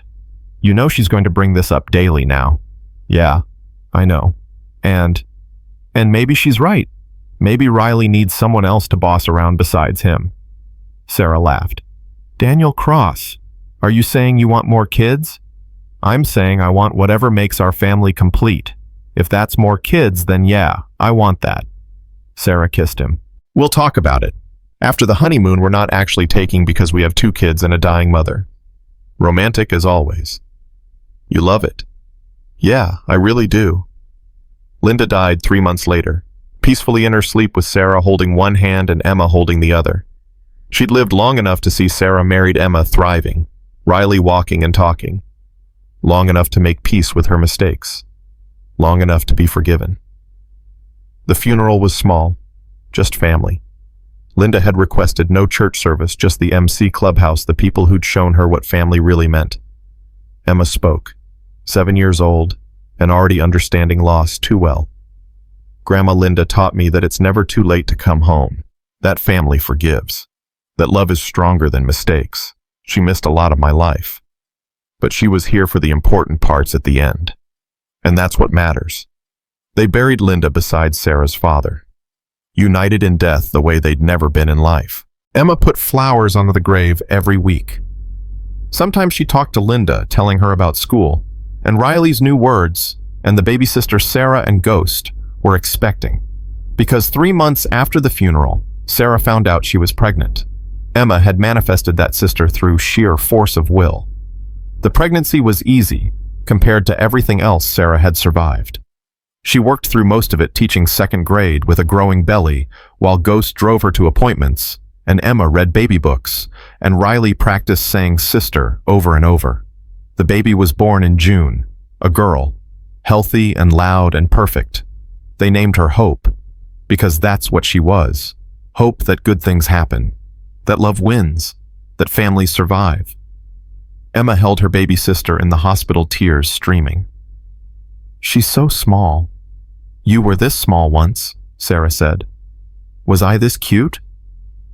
"Cuter," Emma laughed. "I'm going to teach her everything. How to be brave. How to find help when you're scared.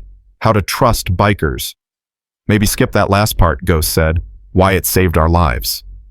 "Yeah, but most kids don't need to know that." Emma considered this. "True. Most kids have normal families. We're special." "Yes, you are," Ghost said, kissing her forehead. They brought Hope home to the clubhouse 3 days later. The MC threw a welcome party, quieter this time because babies need sleep. But everyone came to meet her, to hold her, to promise they'd protect her the way they'd protected Emma and Riley. That night, Sarah and Ghost stood over Hope's crib, watching her sleep. "We did it," Sarah whispered. "Did what?" "Built a life. A real one. With love and safety and family. Everything I thought we'd lost, we found again. Better than before." Ghost wrapped his arms around her. "You know what the best part is?" "What?" "We get to keep going. This isn't the end of the story. It's just the beginning." Upstairs, Emma was teaching Riley how to be a good big brother. You have to be gentle and patient and protect her from everything bad. That's what big siblings do. "But you protected me," Riley said in his 3-year-old voice. "Yeah, and now you protect Hope. And when she's bigger, she'll protect the next one. There's going to be another one." "Probably. Mommy and Dad are really bad at stopping." Riley giggled. Emma hugged him. And in that moment, everything Sarah and Ghost had fought for crystallized into something perfect and real and worth every scar. 5 years later, Emma was 12. Riley was 8. Hope was 5. And Sarah was pregnant again because Ghost and Sarah really were bad at stopping. The clubhouse had expanded. More rooms for families. A playground out back. A school pickup schedule on the fridge. Thunder Ridge MC had transformed from a rough biker club into something else, a sanctuary for broken families who needed a place to heal. Emma helped train new families. Taught scared kids that bikers weren't scary. That leather meant protection. That sometimes the scariest looking people had the biggest hearts. She'd become a spokesperson for domestic violence prevention, spoken at schools, at conferences, at police academies, always telling the same story, how a 6-year-old girl walked through a blizzard and changed everything. News outlets called Ghost and Sarah heroes, but they always deflected credit to Emma. "She saved us," Sarah said in every interview. "We just caught her when she fell."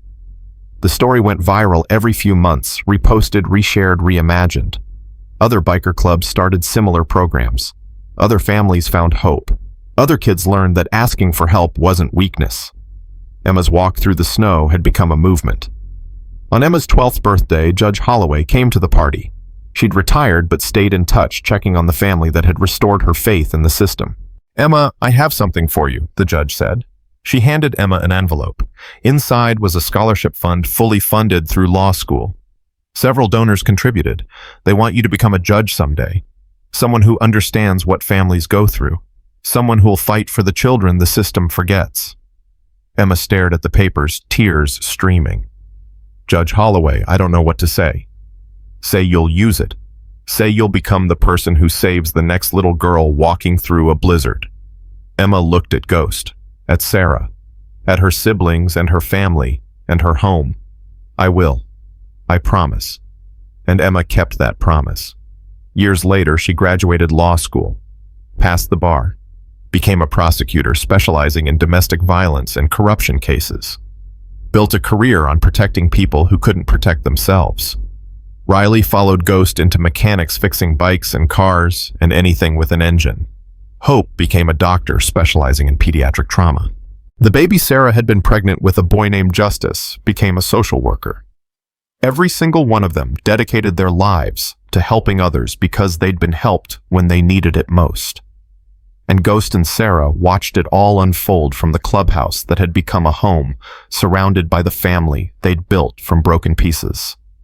On their 25th wedding anniversary, Emma brought her own daughter to meet them.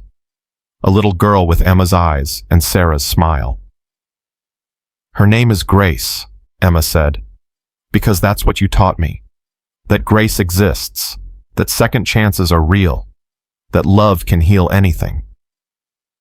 Sarah held her granddaughter, crying happy tears.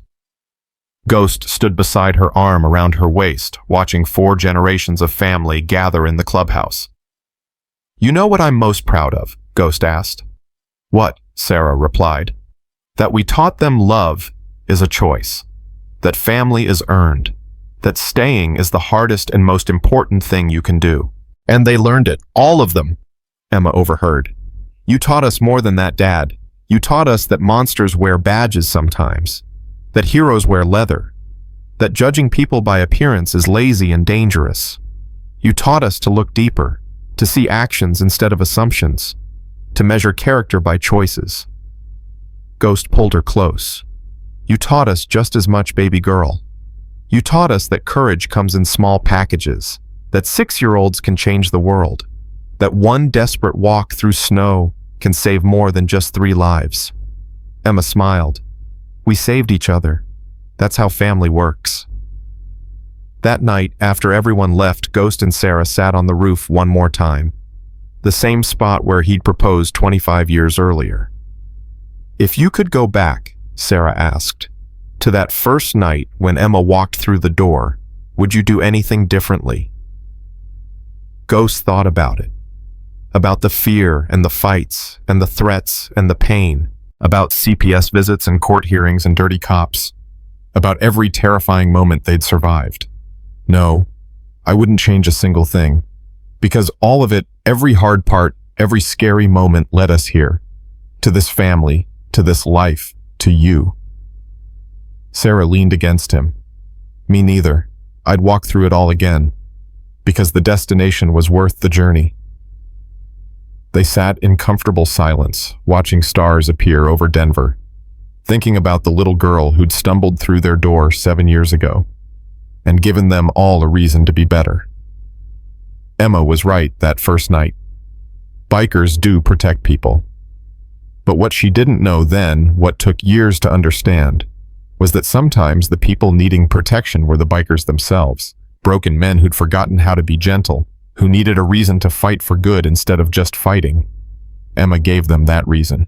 She walked through a blizzard carrying her baby brother barefoot and freezing and terrified, and trusted that someone would catch her. And they did. Not because they were heroes, but because she gave them a chance to become heroes. Family isn't about perfection. It's about showing up, about staying, about choosing each other every single day, even when it's hard. Thunder Ridge MC learned that from a 6-year-old girl, and they spent the rest of their lives proving she'd chosen right. Because family protects family, always.